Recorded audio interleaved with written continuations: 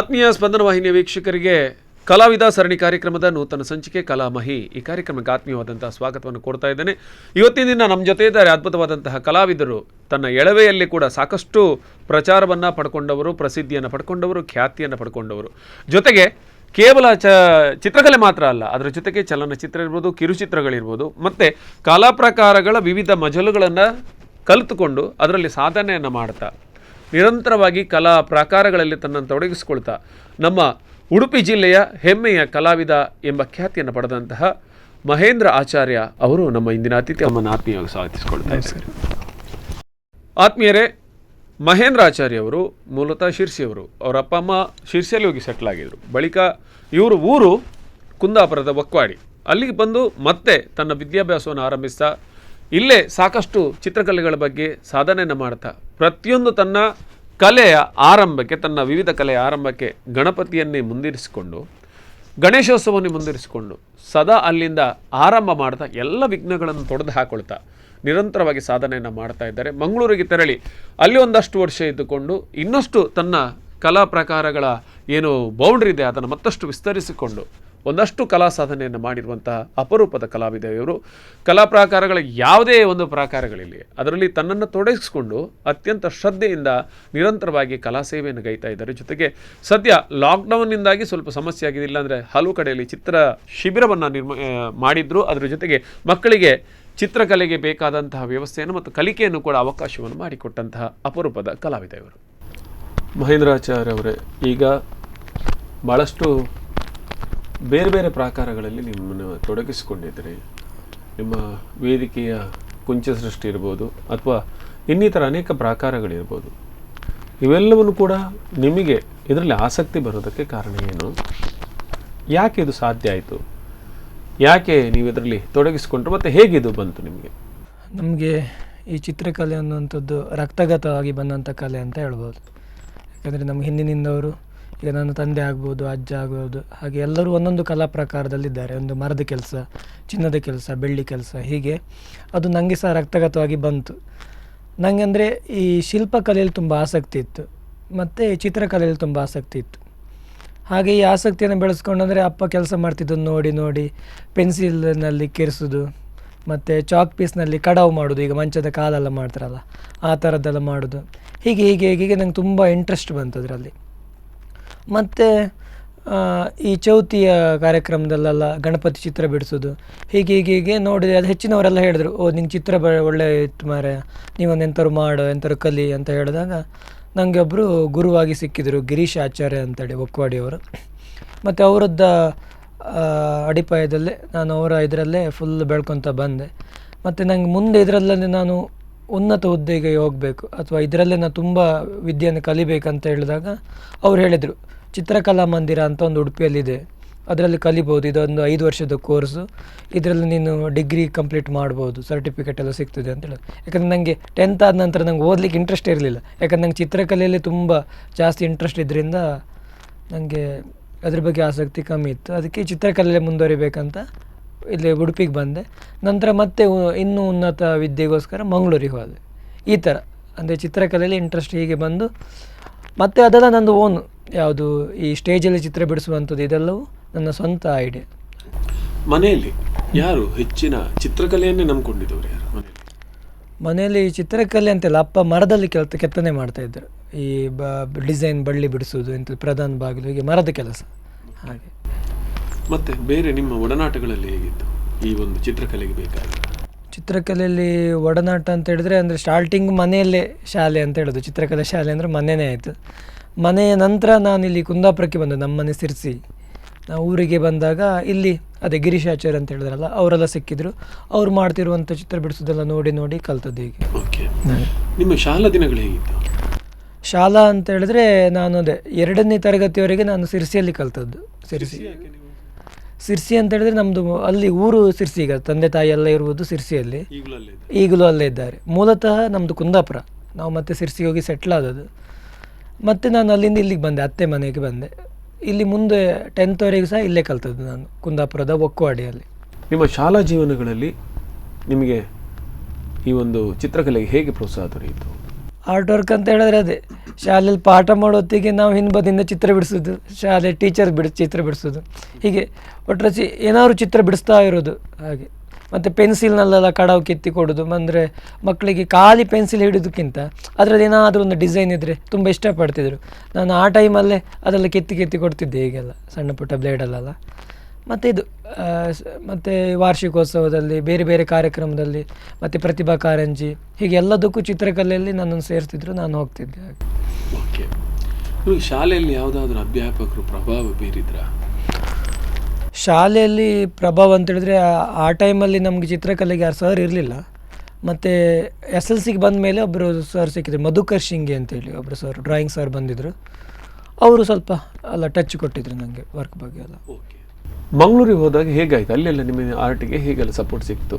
ಅಂದರೆ 5 ವರ್ಷದ ಕೋರ್ಸ್ ಅದು, BVA ಅಂತೇಳಿ, ಬ್ಯಾಚುಲರ್ ಆಫ್ ವಿಸುವಲ್ ಆರ್ಟ್ ಅಂತ.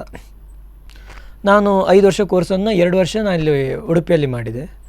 ಮತ್ತು 3 ವರ್ಷದ ಎಜುಕೇಷನಿಗೋಸ್ಕರ ಮಂಗಳೂರಿಗೆ ಹೋದದ್ದು ನಾನು. ಮಂಗಳೂರು ಅಂತ ಹೇಳಿದರೆ ಹೊಸತು, ಯಾಕೆ ಉಡುಪಿ ಮಂಗಳೂರು ಅಂತ ಹೇಳಿದರೆ ಈಗ ತುಳುನಾಡು, ನಂಗೆ ಹೊಸತು, ನಂಗೆ ಇದ್ರ ಬಗ್ಗೆ ಒಂದು ಚೂರು ಐಡಿಯಾ ಇರಲಿಲ್ಲ. ಮತ್ತು ಇಲ್ಲಿ ಯಾರು ನಮ್ಮ ಸಂಬಂಧಿಕರು ಇರಲಿಲ್ಲ, ಹಾಗಾಗಿ ನಂಗೆ ಹೊಸತಾಗಿ ಹೊಸ ಪರಿಚಯ, ಎಲ್ಲರೂ ಹೊಸ ಒಡನಾಟ. ಮತ್ತು ಅಲ್ಲಿ ಶಾಲೆ ಸರ್ಗಳೆಲ್ಲ ನಂಗೆ ತುಂಬ ಸಪೋರ್ಟ್ ಮಾಡಿದರು. ಮತ್ತು ಮಂಗಳೂರಿಗೆ ಹೋದಾಗಲೂ ಅಷ್ಟೇ ಎಲ್ಲ ಸರ್ಗಳು ತುಂಬ ಸಪೋರ್ಟ್ ಮಾಡಿದರು. ಮತ್ತು ಈ ಸೀನಿಯರ್ಸ್ ಸ್ಟೂಡೆಂಟ್ಸ್ ಇರ್ತಾರಲ್ಲ ನಮ್ಮ ಕಾಲೇಜಲ್ಲಿ, ಅವರೆಲ್ಲ ನಂಗೆ ತುಂಬ ಹೆಲ್ಪ್ ಆದರು ವರ್ಕಲ್ಲಿ. ಅರ್ಜುನ್ ಅಂತೇಳಿ ತುಂಬ ಜನರು ನಂಗೆ ಹೆಲ್ಪ್ ಆದರು. ಅಂದರೆ ಈ ಥರ ಇರಬೇಕು, ಮಂಗಳೂರು ಅಂದರೆ ಸ್ವಲ್ಪ ನಾವು ಹಳ್ಳಿಯಿಂದ ಬಂದವರಲ್ಲ, ಸ್ವಲ್ಪ ಮಂಗಳೂರು ಸ್ಟೈಲಿಗೆ ನಮ್ಮನ್ನು ಕನ್ವರ್ಟ್ ಮಾಡಿದ್ರು ಅವರು.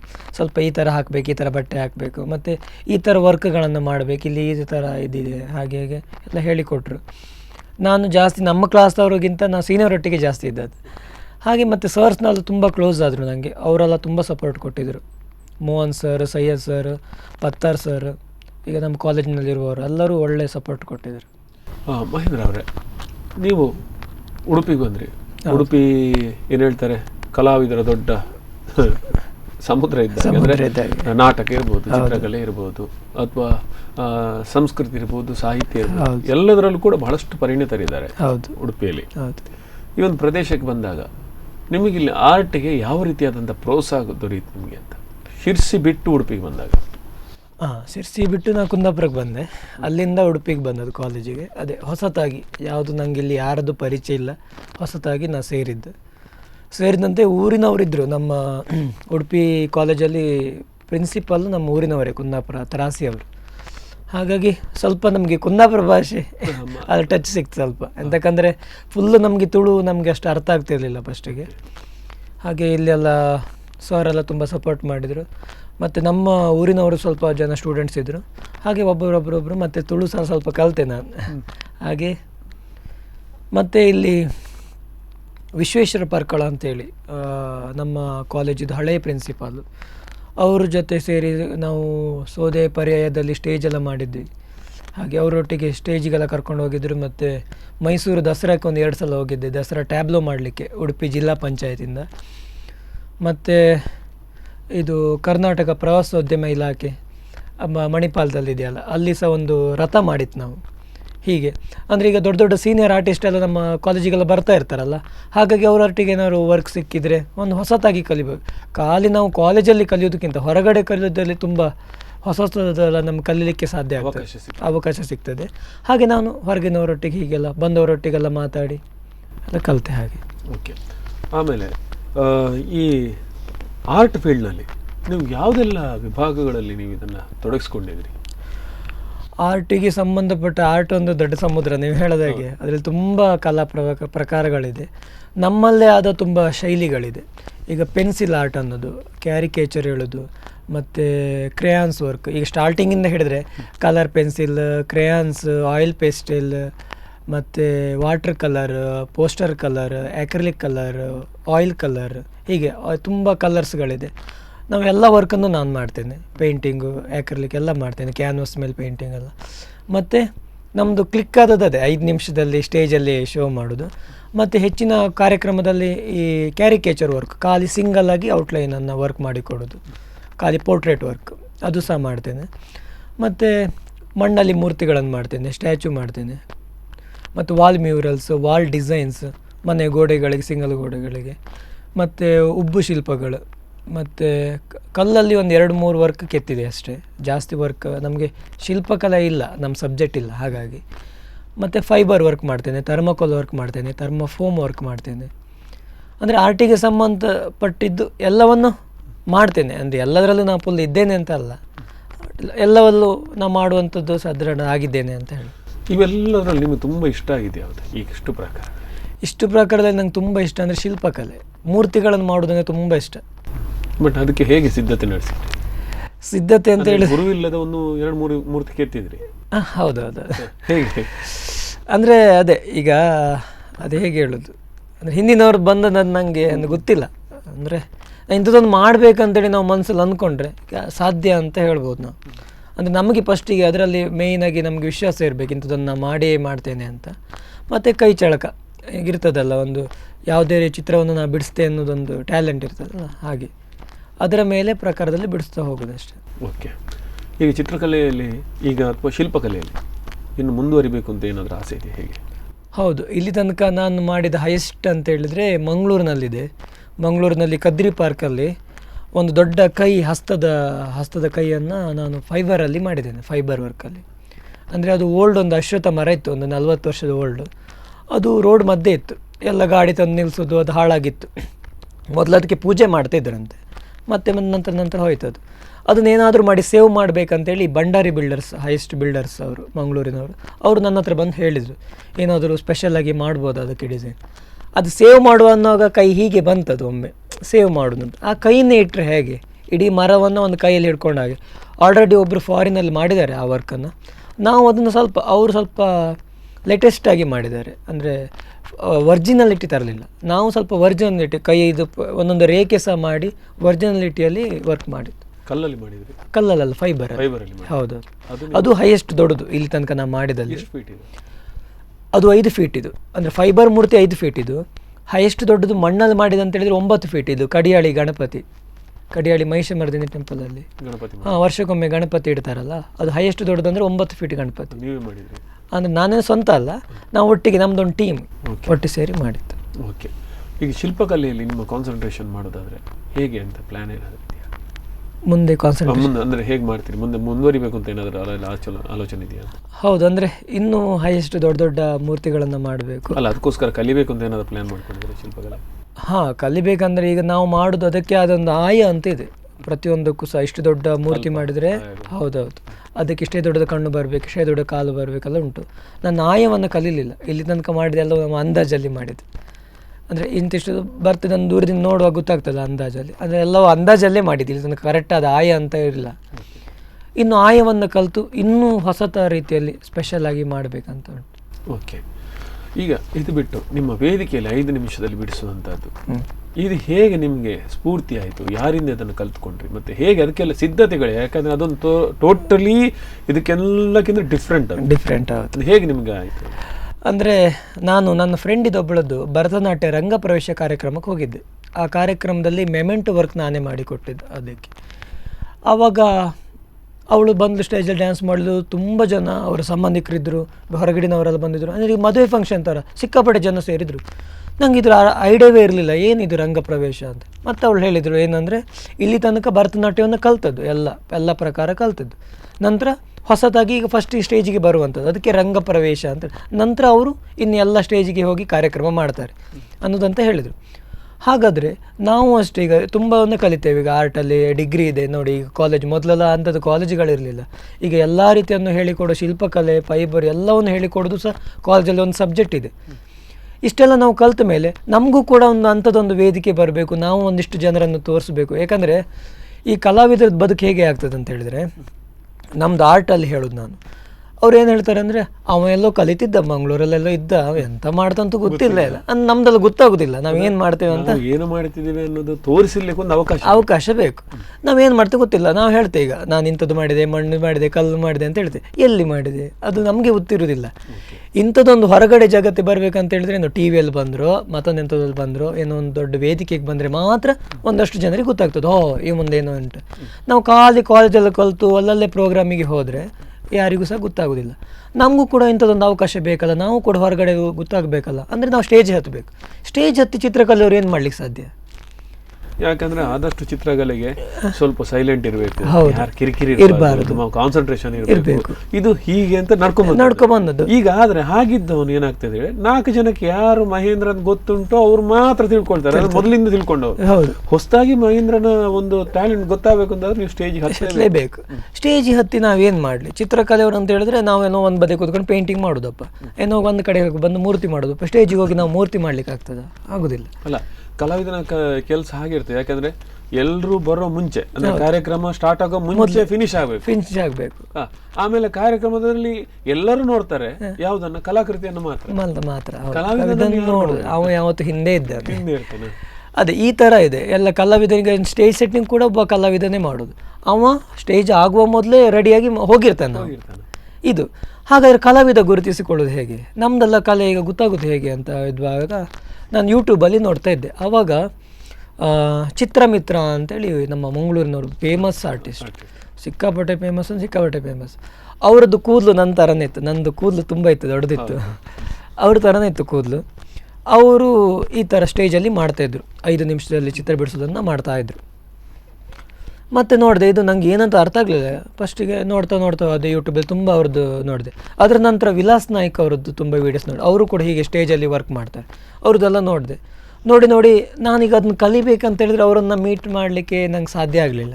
ನಾನಿದು ಹೇಗೆ ಮಾಡಬೇಕು? ಈಗ ನಮ್ಮಲ್ಲೆಲ್ಲ ಕಡಿಮೆ ಅದು, ಅವರೆಲ್ಲ ಹೆಚ್ಚಾಗಿ ಔಟ್ಸೈಡಲ್ಲೇ ಹೋಗ್ತಾರೆ, ಬೇರೆ ದೇಶಗಳಿಗೆಲ್ಲ ಹೋಗ್ತಾರೆ. ನಮ್ಮ ಊರಿನಲ್ಲಿ ಅಂಥ ಕಾರ್ಯಕ್ರಮ ನಾವು ಟಿ ವಿಯಲ್ಲಿ ನೋಡ್ತೇವೆ ಬಿಟ್ಟರೆ ನೇರವಾಗಿ ನೋಡುವಂಥದ್ದು ಆಗಬೇಕು.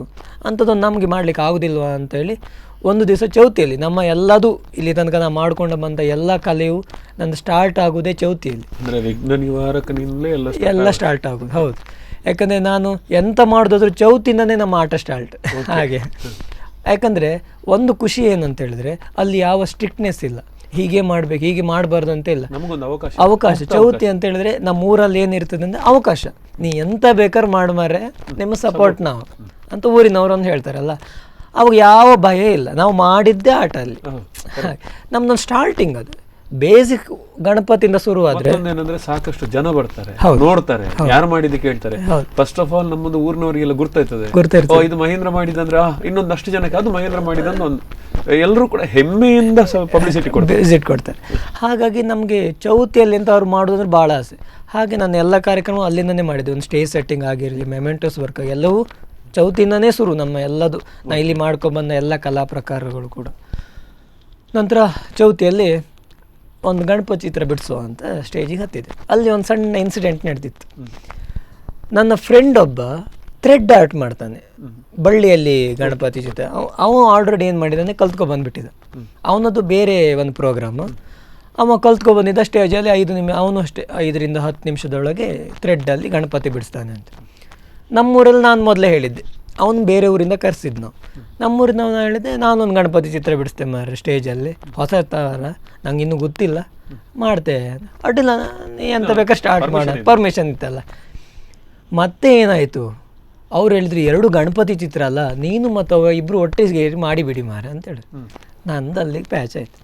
ಯಾಕಂದರೆ ಅವ ಕಲ್ತ್ಕೊಬಂದಿದ್ದ, 5 ರಿಂದ 10 ನಿಮಿಷದೊಳಗೆ ಮಾಡುವಂಥದ್ದೆಲ್ಲ ಕಲ್ತ್ಕೊಬಂದಿದ್ದೆ. ನಾನು ಕಲೀಲಿಲ್ಲ. ನಂದು ಎಂತ ಇದ್ರು ಸ್ಟೇಜ್ ಗಣಪತಿಯಿಂದ ಶುರು ಅಷ್ಟೇ, ಅಲ್ಲಿ ಕಲುವುದು ಎಂತ ಇಲ್ಲ, ಅಲ್ಲಿಂದನೇ ಕಲುವುದಂತ. ಎಂತ ಮಾಡೋದು ದೇವರೇ ನೀನೇ ಸೈ ಅಂತೇಳಿ ಸ್ಟೇಜ್ ಹತ್ತಿದೆ. ಶುರುವಾಯಿತು ಹಾಡು, ಒಂದೊಂದೇ ಹಾಡು, ಗಣಪತಿ ಹಾಡು ಶುರುವಾಯಿತು. ಅವ್ನು ಬಿಡಿಸ್ತಾ ಇದ್ದ. ಅವ ಮದ್ದು ನಂಗೆ ಟೈಮ್ ಹೇಳುದು, 5 ನಿಮಿಷ ಆಯಿತು, 6 ನಿಮಿಷ ಆಯ್ತು, ಟೈಮ್ ಹೇಳುದು. ಅವನದಾಯ್ತು, ಅವ ಆಯಿತು, ಸ್ಟೇಜಿಂದ ಹೋಗಿ ಆಯ್ತು. ನಾನು ಒಬ್ಬನೇ ಸ್ಟೇಜಲ್ಲಿ. ಟೆನ್ಷನ್ ಆಗ್ತಾ ಉಂಟು, ನಂದಾಗಲಿಲ್ಲ ಇನ್ನು. ಅದೇನಂದರೆ ನಂಗೆ ಗೊತ್ತಿಲ್ಲ ಅದು ಹೇಗೆ ಮಾಡೋದಂತ. ನಾನು ಅಂದಾಜಲ್ಲಿ ಗೊತ್ತಿಲ್ಲ, ನಾನು ಅಂದಾಜಲ್ಲಿ ಮಾಡ್ತಿದ್ದೆ. ಬರೀ 1 ಫೀಟ್ ಹೈಟ್ ಇದೆ ಅಷ್ಟೇ ಸ್ಟಾರ್ಟಿಂಗ್. ಈಗ ನಾನು 7 ಫೀಟ್ವರೆಗೆ ಮಾಡ್ತೇನೆ ಬೋರ್ಡಲ್ಲಿ. ಮೊದಲು ನಾನು 1 ಫೀಟ್ ಹೈಟಲ್ಲಿ ಮಾಡ್ತಾಯಿದ್ದೆ. ನಾನು ಹೆಲೋಜಿನ್ ಕೊಟ್ಟಿರ್ತಾರೆ ಸ್ಟೇಜಿಗೆ, ಅದು ಗಮ್ಮಲ್ಲಿ ಮಾಡೋದು ವರ್ಕ್. ಸ್ಟೇಜ್ ಶೋ ಮಾಡೋದು ಗಮ್ಮಲ್ಲಿ ಮಾಡೋದು. ಮತ್ತು ಆ ಪೌಡ್ರ್, ಸಿಲ್ವರ್ ಪೌಡ್ರನ್ನು ಎರಚೋದು, ಅದು ಗಮ್ಮಿಗೆ ಹೋಗಿ ಅಂಟುಕೊಳ್ತದೆ. ಅದು ಮಾಡುವಾಗ ಭಾಳ ಬೇಕು, ಯಾಕಂದ್ರೆ ಬ್ಲ್ಯಾಕ್ ಆ್ಯಂಡ್ ವೈಟ್ ಅಲ್ಲ. ಖಾಲಿ ಚಿತ್ರ ಆದರೆ ಹೇಗೆ ಸಹ ಬಿಡಿಸ್ಬೋದು.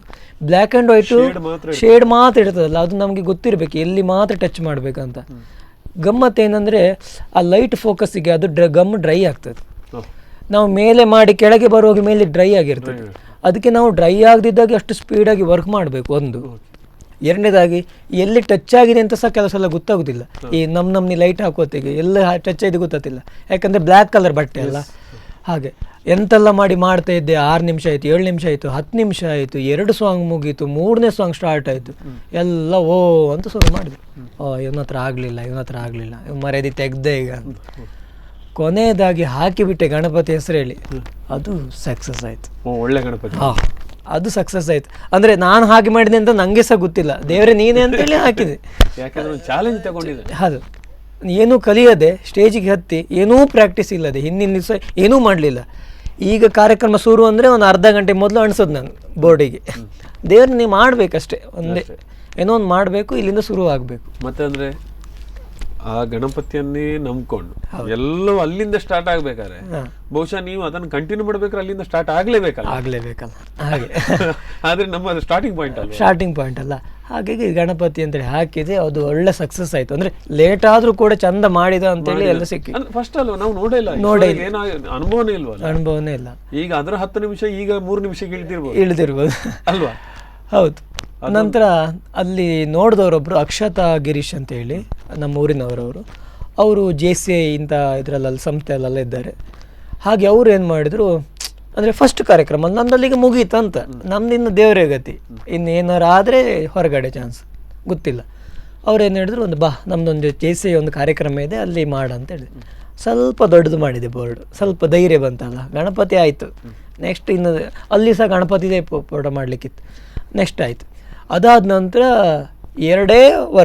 2ರಿಂದ 3ನೇ ವರ್ಕು ಉಡುಪಿಗೆ ಬಂದಿದ್ದು ನಾನು, ಕೃಷ್ಣ ಮಠಕ್ಕೆ ರಾಜಾಂಗಣದಲ್ಲಿ ಕನಕ ನಡೆ ಅಂತ ಒಂದು ಕಾರ್ಯಕ್ರಮ ಆಗಿತ್ತು. ಅಲ್ಲಿ ಒಂದು ಇವ್ರದ್ದು ಮಾಡಿದ್ದು, ಕನಕದಾಸರದ್ದು ಮಾಡಿದ್ದು. 3 ಕಾರ್ಯಕ್ರಮ ನನ್ನ ಸಣ್ಣ ಬೋರ್ಡಲ್ಲಿ. ಮತ್ತೆ ನೆಕ್ಸ್ಟ್ ಡೇನೇ ನನ್ನದು ಆಗಿದ್ದೆ 5 ಫೀಟ್ ಇದು ಬೋರ್ಡ್ ಸಡನ್ಲಿ. ಅಂದರೆ 3 ಬೋರ್ಡ್ ಮಾತ್ರ ನಾನು ಸಣ್ಣದು ಚಿತ್ರ ಬಿಡಿಸಿದ್ದು. ಕನಕದಾಸರ ಇದಕ್ಕೆ ಯಾವುದಕ್ಕೆ ಆ ಚಿತ್ರಕ್ಕೆ ಹೇಗಿತ್ತು ರೆಸ್ಪಾನ್ಸ್? ಅದು ಹೇಳಬೇಕಂದ್ರೆ ನನ್ನದು ಟರ್ನಿಂಗ್ ಪಾಯಿಂಟ್ ಅಂತ ಹೇಳ್ಬೋದು ಆ ಕಾರ್ಯಕ್ರಮ. ಅದರ ಹೇಳ್ತೇನೆ ಈಗ. 4ನೇ ಬೋರ್ಡೇ ನಾನು JCIಯಲ್ಲಿ 5 ಫೀಟಿದ್ದು ದೊಡ್ಡದು ವರ್ಕ್ ಮಾಡಿದ್ದು. ಅಲ್ಲಿಂದ ಶುರು ನಂಗೆ ಹೇಗೆ ಧೈರ್ಯ ಬಂತು, ನಂಗೆ ದೇವರೇ ಗೊತ್ತಿತ್ತು. ಗಣಪತಿ ಮೇಲೆ ಭಾರವಾಗಿ ಇಟ್ಕೊಂಡು ನಾವು ಮಾಡ್ತಾ ಹೋದದ್ದು. 5 ಫೀಟ್ ಬೋರ್ಡ್ ಸಕ್ಸಸ್ ಕೊಡ್ತು. ಅದು 10 ನಿಮಿಷಕ್ಕೆ ಬಂತು, ನಂತರ 5 ನಿಮಿಷಕ್ಕೆ ಬಂತು. ಈಗ 3ರಿಂದ 4 ನಿಮಿಷ ಸಾಕು. ಎಷ್ಟು ದೊಡ್ಡ ಚಿತ್ರ ಆದರೂ ಕೂಡ 3ರಿಂದ 4 ನಿಮಿಷದೊಳಗೆ ಮಾಡ್ತೇವೆ. ಕರೆಕ್ಟ್. ಈಗ ಅಲ್ಲಿಗೆ ಬಂದು ಮುಟ್ಟಿದೆ. 15 ನಿಮಿಷ ಇದ್ದದ್ದು 3-4 ನಿಮಿಷಕ್ಕೆ ಬಂದು. ಅಂದ್ರೆ ಆ ಒಂದು ಛಲ ಇತ್ತಲ್ಲ, ಅದು ಇನ್ನಷ್ಟು ಹಠ ಕೊಟ್ಟು ನಿಮ್ಮನ್ನ ಬೆಳೆಸಿದೆ ಅಂತ. ಅದ್ರ ಜೊತೆಗೆ ಮುಖ್ಯವಾಗಿ ಕಲಾವಿದನೇ ಬೇಕಾದಂತ ಎಲ್ಲ ವಿನಯತೆ ಕೂಡ ನಿಮ್ಮ ಹತ್ರ ಇದೆ. ನಾವು ಅದನ್ನು ಬಹಳಷ್ಟು ವರ್ಷಗಳಿಂದ ನೋಡ್ತಾ ಇದ್ದೇವೆ. ಈ ಕಾರಣಕ್ಕಾಗಿ ನಮಗೇನು ಅನಿಸ್ತದೆ, ನೀವು ಒಬ್ರು ಸದ್ದಿಲ್ಲದ ಸಾಧಕ ಅಂತ ಅನಿಸ್ತಾ ಇದೆ. ಅಂದ್ರೆ ತಲೆಮರೆಯಲ್ಲಿ ಇಟ್ಕೊಂಡು ನಾನು ಕೆಲಸ ನಾನು ಮಾಡದ ಇರ್ತೇನೆ ಅಂತ ಬೇಕಾದ್ರೆ ಹೇಳಿ ಅಂತ ಆ ತರದ. ಅದೇ ನಾನು ಕನಕದಾಸರ ಒಂದು ಹೇಗಿತ್ತು ರೆಸ್ಪಾನ್ಸ್ ಅಂತ? ಆ ಕನಕದಾಸರ ಕಾರ್ಯಕ್ರಮ ಅಂದ್ರೆ ಹಿಂದಿನ ದಿವಸನೇ ಒಂದು ಕಾರ್ಯಕ್ರಮದನ್ನು ಮುಗಿಸ್ಕೊಂಡು ಬಂದದಷ್ಟೇ. ನಾನು ಒಂದು 6 ಗಂಟೆಗೆ ಬಂದಿದ್ದೆ ಬೆಳಿಗ್ಗೆ. ಇದು 7 ಗಂಟೆಗೆ ನಮ್ಮ ಸಂಬಂಧಿಕರದೊಬ್ಬರು ಕಾಲ್. ಅವರು ಚಕ್ರವರ್ತಿ ಸೂಲಿಬಲಿ ಅಂತ ಇದ್ದಾರೆ, ಗೊತ್ತಿರೋದು ನಿಮಗೆಲ್ಲ ಗೊತ್ತಿರ್ತದೆ. ಅವರು ಯುವ ಬ್ರಿಗೇಡ್ ಅಂತ ಒಂದು ಟೀಮ್ ಇದೆ ಅವರದ್ದು. ಅದ್ರ ಮೂಲಕ ಅವರು ತುಂಬ ಈಗ ಸಮಾಜಕ್ಕೆ ಆಗದ ಕೆಲಸಗಳನ್ನೆಲ್ಲ ಮಾಡ್ತಾ ಇರ್ತಾರೆ, ಕಾರ್ಯಕ್ರಮ ಮಾಡ್ತಾ ಇರ್ತಾರೆ. ಅವ್ರದ್ದೊಂದು ಕಾರ್ಯಕ್ರಮ ಅದು ಕನಕ ನಡೆ ಅಂತೇಳಿ. ನಾನು ಸಣ್ಣದಿಂದ ಹೇಳ್ತಿದ್ದೆ ಸೂಲಿಬಲಿ ಅವರನ್ನು ನೋಡಬೇಕು, ಅವ್ರನ್ನೊಂದು ಜೊತೆ ಮಾತಾಡಬೇಕು ಅಂತ ಭಾಳ ಆಸೆ ಇತ್ತು. ಮತ್ತು ವಿಶೇಷತೀರ್ಥ ಸ್ವಾಮೀಜಿಗಳನ್ನು ಸಹ ನೋಡಬೇಕು. ಹತ್ತಿರದಿಂದ ತುಂಬ ನೋಡಲಿಲ್ಲ, ನಾನು ದೂರದಿಂದ ನೋಡಿದ್ದೆ, ನೋಡಬೇಕಂತ ಭಾಳ ಆಸೆ ಇತ್ತು. ಅವತ್ತು ಅವರು ಏನೋ ನಂದು ಗೊತ್ತಿಲ್ಲ, 2 ಒಟ್ಟಿಗೆ ಸೇರಿತು, ಪುಣ್ಯವೇನೋ ಗೊತ್ತಿಲ್ಲ. ಅವತ್ತು ಬೆಳಿಗ್ಗೆ ಕಾಲು, ಉಡುಪಿಗೆ ಸೂಲಿಬಲಿಯವರು ಬಂದಿದ್ದಾರೆ, ನೀ ಎಣಿಸಿದಾಗೆ ಆ ಸ್ವಾಮೀಜಿಗಳು ಇದ್ದಾರೆ ಅಲ್ಲಿ, ನಿಂದು ಇವತ್ತೊಂದು ಒಳ್ಳೆ ಚಾನ್ಸು, ನೀನು ಬೇಗ ಬಾ, ಅಲ್ಲೊಂದು ಕಾರ್ಯಕ್ರಮ ಮಾಡುವ. ಆದರೆ ಅವ್ರದ್ದಲ್ಲಿ ಹೇಗೆ ಅಂದರೆ ಕಾರ್ಯಕ್ರಮಗಳು ಮೊದಲೇ ಪ್ಲ್ಯಾನ್ ಆಗಿರ್ತದೆ. ಇಂಥ ಟೈಮಿಗೆ ಕಾರ್ಯಕ್ರಮ, ಇಂಥ ಟೈಮ್ ಮುಗಿಸ್ಬೇಕು, ಅಲ್ಲಿ ಮುಗ್ದೋಯ್ತು, ಮತ್ತು ಎಕ್ಸ್ಟ್ರಾ ಆಗಲಿಕ್ಕಿಲ್ಲ, ಆ್ಯಡ್ ಆಗಲಿಕ್ಕಿಲ್ಲ. ಆದರೆ ಏನು ಮಾಡೋದು, ಕೇಳಿ ಆಯ್ತು, ಸೀದಾ ಹೊರಟದೆ. ಹೋಗಿ ರಿಕ್ವೆಸ್ಟ್ ಮಾಡಿದ್ದು, ಅಡ್ಡಿಲ್ಲ ಒಂದು 5 ನಿಮಿಷ ಬೇಕಾದ್ರೆ ಟೈಮ್ ಕೊಡುವ ಅಂತ ಹೇಳಿದ್ರು. ಯುವ ಬ್ರಿಗೇಡ್ ಸಿಕ್ಕಾಪಟ್ಟೆ ದೊಡ್ಡ ಟೀಮ್ ಅದು. ಅವರದ್ದು ಭಜನಾ ಕಾರ್ಯಕ್ರಮ ಆಗ್ತಾ ಇತ್ತು ಅಲ್ಲಿ ರಾಜಾಂಗಣದಲ್ಲಿ. ವೇದಿಕೆಯಲ್ಲಿ ಸೂಲಿಬಲಿಯವರು ಕೂತಿದ್ದಾರೆ, 5 ಜನ ಸ್ವಾಮೀಜಿಗಳು ಕೂತಿದ್ದಾರೆ. ಬಳ್ಳಾರಿ ಸ್ವಾಮೀಜಿಗಳು, ಬೇರೆ ಬೇರೆ ಕಡೆಯಿಂದ ಬಂದ ಸ್ವಾಮೀಜಿಗಳು 5 ಜನ. ಅದರಲ್ಲಿ ನಮ್ಮವರು ವಿಶ್ವೇಶತೀರ್ಥ ಸ್ವಾಮೀಜಿಗಳು ಮತ್ತು ಅವ್ರ ಶಿಷ್ಯ ಅಂದರು, ಅವರು ಕೂತಿದ್ದಾರೆ. ನನಗೆ ಸ್ಟೇಜ್ ಹತ್ತುತ್ತೇನೆ, ನನಗೆ ಮೈಯೆಲ್ಲ ವೈಬ್ರೇಷನ್ ಆಗ್ತಾ ಇದೆ. ಯಾಕೆಂದರೆ ಒಮ್ಮೆಲೆ ಎಲ್ಲರನ್ನು ನೋಡಿದೆ, ಅಷ್ಟು ದೊಡ್ಡ ಜನನ್ನ ಇಲ್ಲಿ ತನಕ ನೋಡಲಿಲ್ಲ. ನಾನೀಗ ಮಾಡಿದ್ದು ನಮ್ಮ ಊರಿನಲ್ಲಿ ಚೌತಿ. ನಮ್ಮ ಊರಿನಲ್ಲಿ ಇನ್ನೊಂದೇನಂದ್ರೆ, ಎಷ್ಟೋ ಟೈಮಿಂದ ನಾನು ಇಂಥವ್ರನ್ನ ಮೀಟ್ ಆಗಬೇಕು, ಇಂಥವ್ರ ಆಶೀರ್ವಾದ ಪಡಿಬೇಕು, ಇವರು ನನಗೆ ಅತ್ಯಂತ ಪ್ರೀತಿಯವರು ಅಂತ ಕಾದಾಗ ಒಂದೇ ಸಲ ಎದುರು ಸಿಕ್ಕಿದಾಗ ಹಾಗೆ ಆಗ್ತದೆ. ಒಮ್ಮೆಲೆ ಎಂತ ಹೇಳ್ಬೇಕಂತ ಗೊತ್ತಾಗೋದು, ತುಂಬ ಮಾತಾಡ್ಬೇಕಂತ ಅಂದ್ಕೊಂಡಿರ್ತೇವೆ, ಗೊತ್ತಾಗೋದಿಲ್ಲ. ಹಾಗೆ ನೋಡಿದವನಿಗೆ ತಲೆ ಬಿಸಿ ಆಯಿತು. ದೇವರೇ ನಾ ಕಲೀಲಿಲ್ಲ, ಯಾಕಂದರೆ ಹಾಂ ಸ್ವಾಮೀಜಿಗಳಿದ್ರಲ್ಲ ಕನಕದಾಸರ ಚಿತ್ರ ಬಿಡಿಸ್ಬೇಕಂತ ಹೇಳಿದ್ದು, ನಾ ಕಲೀಲಿಲ್ಲ. ಯಾಕಂದರೆ 6 ಗಂಟೆಗೆ ಬಂದದಷ್ಟೇ ನಮ್ಮ ಮನೆಗೆ, ಬೆಳಿಗ್ಗೆ 6 ಗಂಟೆ, 7 ಗಂಟೆಗೆ ಕಾಲ್ ಬಂದಿದ್ದು ನೀವು ವಾಪಸ್ ಬರಬೇಕಂತ.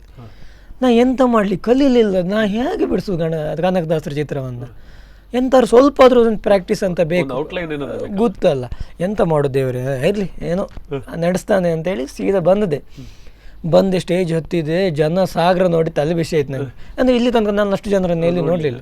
ಮತ್ತು ದೊಡ್ಡ ದೊಡ್ಡ ವ್ಯಕ್ತಿಗಳೇ ಕೂತಿದ್ದಾರಲ್ಲ, ಎಂತ ಮಾಡೋದು ಆಯ್ತು. ಕಣ್ಣು ಮುಚ್ಚಿ ಶುರು ಮಾಡಿದೆ. ನಮ್ಮದು ಜೋಶ್ ಕೊಡೋ ಸಾಂಗ್ ಅಂತ ಹೇಳಿದ್ರೆ ನಿಮ್ಗೆಲ್ಲರಿಗೂ ಗೊತ್ತು, ಜೈ ಜೈ ಹನುಮಾನ್ ಸಾಂಗ್ ಉಂಟಲ್ಲ. ನಾನು ಹನುಮಂತನ ಭಯಂಕರ ಭಕ್ತ ನಾನು. ಅದು ಸಣ್ಣಿಂದ ನನಗೆ ಆ ಸಾಂಗ್ ಭಯಂಕರ ಇದು ಕೊಡ್ತಿತ್ತು. ಎಂಥ ಭಯದಲ್ಲೂ ಸಹ ಆ ಸಾಂಗ್ ಕೇಳಿದ್ರೆ ಒಮ್ಮೆ ಧೈರ್ಯ ಬರ್ತದೆ. ಅವರು ಆ ಸಾಂಗ್ ಹಾಕಿದೆ, ನಾನು ಶುರು ಮಾಡಿದೆ ಚಿತ್ರ ಶುರು ಮಾಡುವಾಗ ಈ ಯುವ ಬ್ರಿಗೇಡ್ನವರೆಲ್ಲ ಏನು ಮಾಡಿದರು, ಗಟ್ಟಿಗೆ ಹೋಗ್ಲಿಕ್ಕೆ ಶುರು ಮಾಡಿದರು, ಜೈ ಜೈ ಹನುಮಾನ್ ಜೈ ಜೈ ಹನುಮಾನ್. ಆವಾಗ ಒಮ್ಮೆಲೆ ನನಗೆ ಚಂಗ ಹಾರೋದಂತ ಹೇಳ್ತಾರೆ. ನಾನು ಡ್ಯಾನ್ಸ್ ಮಾಡಲಿಕ್ಕೆ ಸ್ಟಾರ್ಟ್ ಮಾಡಿದೆ. ಜೈ ಜೈ ಹನುಮಾನ್ ನಾನು ಡ್ಯಾನ್ಸ್ ಮಾಡಿದ್ದು, ಚಿತ್ರ ಬಿಡಿಸೋದು, ಡ್ಯಾನ್ಸ್ ಮಾಡಿ ಚಿತ್ರ ಬಿಡಿಸೋದು. ಎಲ್ಲರಿಗೂ ಖುಷಿ ಆಯಿತು. ರಪ್ಪ ಎದ್ದಿದೆ ಎಲ್ಲ ಜನ, ಇಡೀ ರಾಜಾಂಗಣದಲ್ಲಿ ಎಲ್ಲ ಎದ್ದು ಡ್ಯಾನ್ಸ್ ಮಾಡ್ಲಿಕ್ಕೆ ಶುರು ಮಾಡಿದೆ ಜೈ ಜೈ ಹನುಮಾನ್.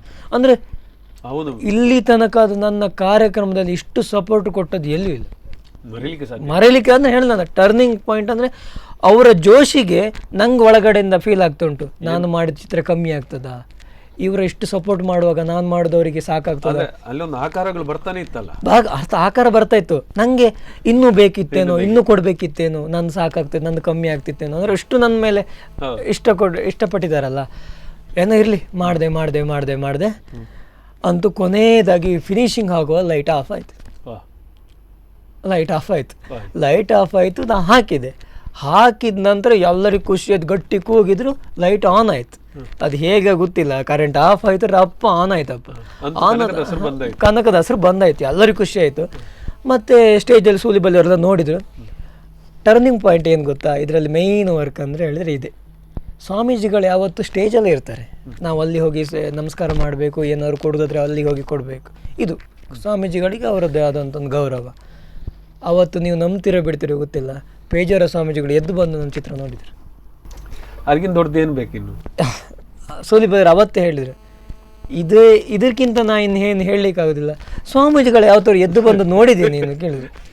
ಇಲ್ಲ, ಸ್ವಾಮೀಜಿಗಳು ಎದ್ದು ಬಂದು ನೋಡಿದ್ರಲ್ಲ ಮಾರ ನಿನ್ನ ಚಿತ್ರವನ್ನು, ನಂಬ್ತೀಯ ನೀನು? ಮತ್ತೆ ಸೀದಾ ಹೋಗಿ ದೊಡ್ಡದು ಉದ್ದಂಗ ನಮಸ್ಕಾರ ಮಾಡಿಬಿಟ್ಟೆ, ದೇವರೇ ನೀನೇ ಆಯ್ತು ಅಂದೆ. ಮತ್ತೆ ಅವರೊಂದು ಹೂವಿನ ಹಾರ ಹಾಕಿದ್ರು, ಅಷ್ಟೇ. ನಂಗೆ ಮತ್ತೆ ಅದ್ಭುತವಾದಂಥ ಕಾರ್ಯಕ್ರಮ ಅಂತ ಅನಿಸ್ಬೋದು.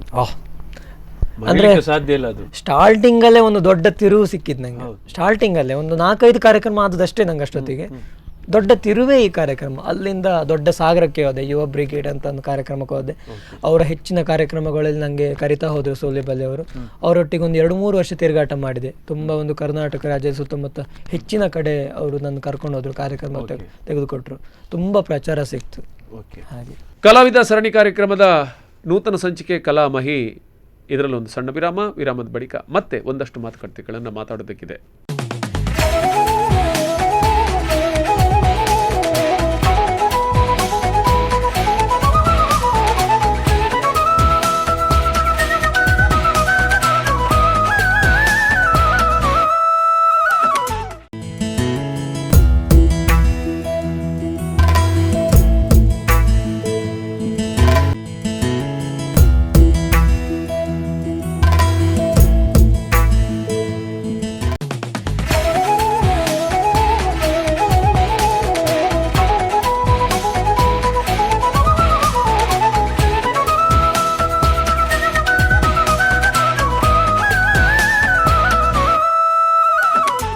ವಿರಾಮದ ಬಳಿಕ ಕಲಾವಿದ ಸರಣಿ ಕಾರ್ಯಕ್ರಮದ ನೂತನ ಸಂಚಿಕೆ ಕಲಾಮಹಿಗೆ ಆತ್ಮೀಯವಾದಂಥ ಸ್ವಾಗತ. ನಮ್ಮ ಜೊತೆ ಇದ್ದಾರೆ ಖ್ಯಾತ ಕಲಾವಿದರು ಶ್ರೀ ಮಹೇಂದ್ರ ಆಚಾರ್ಯ.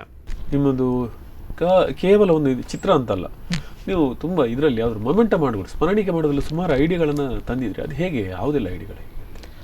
ಸ್ಮರಣಿಕೆ ಅಂತ ಹೇಳಿದ್ರೆ ಈಗ ಮಾಮೂಲಾಗಿ ಸ್ಮರಣಿಕೆ ಅಂದ್ರೆ ಮೊದಲಿಂದ ಒಂದು ಶೀಲ್ಡ್ ಅಥವಾ ಮೊಮೆಂಟ್ ಅಂದ್ರೆ ಒಂದು ಸ್ಟಿಕ್ಕರ್ ಹಾಕಿ ಒಂದು ಮರದ ಶೀಟ್ ಏನಿದೆ ಅದಕ್ಕೊಂದು ಅಂಟಿಸೋದು, ಕೆಳಗಡೆ ಒಂದು ಸ್ಮರಣಿಕೆ ಅಂತ ಹಾಕೋದು, ಒಂದು ಅಡ್ಡ ತುಂಡಿನ ಮೇಲೆ ಉದ್ದ ತುಂಡಿದೊಂದು ಇಟ್ಕೊಂಡು ಇದು ಸ್ಮರಣಿಕೆ.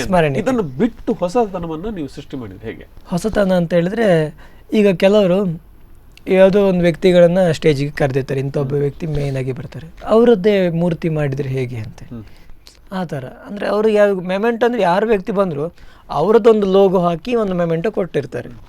ಇದು ಬೇಡ, ಯಾರೋ ಸಪ್ರೇಟಾಗಿ ಅಲ್ಲೊಂದು ವ್ಯಕ್ತಿದೇ ಮುಖವನ್ನು ತಂದರೆ ಅದು ಇನ್ನೂ ಸ್ವಲ್ಪ ಹೈ ಲೆವೆಲಲ್ಲಿ ವರ್ಕ್ ಆಗ್ಬೋದು ಅಂತೇಳಿ ನಾವು ಮಣ್ಣಲ್ಲಿ ವರ್ಕ್ ಮಾಡ್ತಿದ್ದೆ.